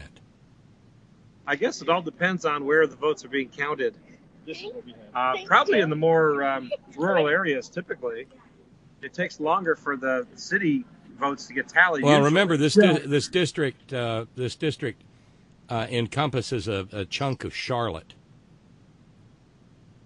Oh, yeah, and Charlotte's a pretty forward-thinking area. Well, depends on what precincts they're coming from. I'm sure that the campaign people for both sides, for each of the sides, has a better idea as to what their candidates' chances are. Well, there are a bunch of counties in the in the district. Charlotte-Mecklenburg is obviously the largest one, and they're showing 19,264 for McCready to 12,553 for Bishop, and that's 2% reporting. No, okay. That's nothing. That's not good. What time did they finish voting? 7 or 8? I'd say probably 7:30. 7:30, something like that. Yeah. So it's got to be about a 63-37 margin or so, right? Well, yeah, but see, for instance, 88% of Richmond County is in, and Bishop is leading McCready there, but they're 88% in, whereas 100% of Scotland County is in, and McCready won that one 36-44 to 28-04. And so there's only 3 counties: Union County, Richmond County, and Bladen County, where Bishop is in the lead. He's in the lead, and McCready's in the lead in every other county. That's great. Well, let's hope that all the national attention that the adipose Rex or whatever and Pence have given the area backfires on him. He was so far out of it last night. He said there are hundreds of people outside standing in the rain, desperate to get in. Well, the place wasn't even full, and outside was sunny and dry. That's what I was going to say. Jesus, this guy. He's gone. He's gone. With the map of the hurricane, I was thinking, well, Donnie, if this president thing don't work out, you can be a weatherman. But there goes that idea with this. Oh, they're standing out in the rain. Oh, this just in. It's sunny. Yeah. It's like this guy is on a different planet of some sort. But my question about this race, this House race, special race in North Carolina, is this the last election of the 2018 cycle, or is this the first election of the 2020 cycle? Well, it's certainly being treated as a referendum on Trump in real time. And that's why he was so desperate to get down there and campaign. I mean, it's only happening because the Republicans, being Republicans, cheated and suppressed votes and stole ballots and got stone cold busted for doing it in the 2018 campaign. Yeah. And if there had been any justice to it, McCready simply would have been named the winner when the Republican victor was found to have cheated and lied like a rug, and people going to prison and shit like that. That's the obvious answer. Not giving the goddamn Republicans, the goddamn cheating Republicans, a second bite of the apple. And it's not unheard of that chicanery, when proven, has had a direct bearing on the validity of an election. Nope. I mean, am I right on that? Because now, granted, it didn't work very well in 2000, okay, but I mean, there have been other local elections where people operate with better sense, is what I'm saying. Yeah, I think that's a fair assessment. But in this particular case, it was straight up proven dirty, and still the Republicans managed to get a second bite at the apple because I guess IOKIYAR. Well, there is that. And then they didn't let the guy who won by cheating, they didn't let him have the nomination to run again. So, whoever wins this is going to have to run again in 20. Not too far off. No, up to and including a primary. Yeah, another year. Another year away. I need one of those fuzzy boom microphones like you see them thrust in the face of Trump. Those trouble with tribble. Yeah, that's actually called a dead cat. Okay, because seriously, we've got Joe on this side, me here, Tamara here, and Rick way down the end. I can barely. I mean, even as a retired taffy puller with extraordinarily long arms, I can't reach that far. Take the phone, Rick. Well, I got to get out of here. So I wonder why Scott is the retired taffy puller. You guys have a blast. Enjoy the remainder of your evening, and enjoy the ball game. That's another unique moment here in Horn history. A mini Horn-In on the bench outside the Outback in San Diego. Thanks, guys. That was a blast. And thanks to all of you who keep the program on the air with your kind contributions. Thank you this evening to Gary and Jack. Thank you to all our subscribers. Thank you to each and every one of you who share your precious finite time engaging in this little ongoing conversation. Thanks to our all-volunteer staff. Thanks to Sparky and Steve in the chat room. Thank you to our news ninjas. Thank you to Brother Deacon Asa, headon.live. Thank you, John Fox in Australia. Thank you, Ben Birch, whiterosesociety.org.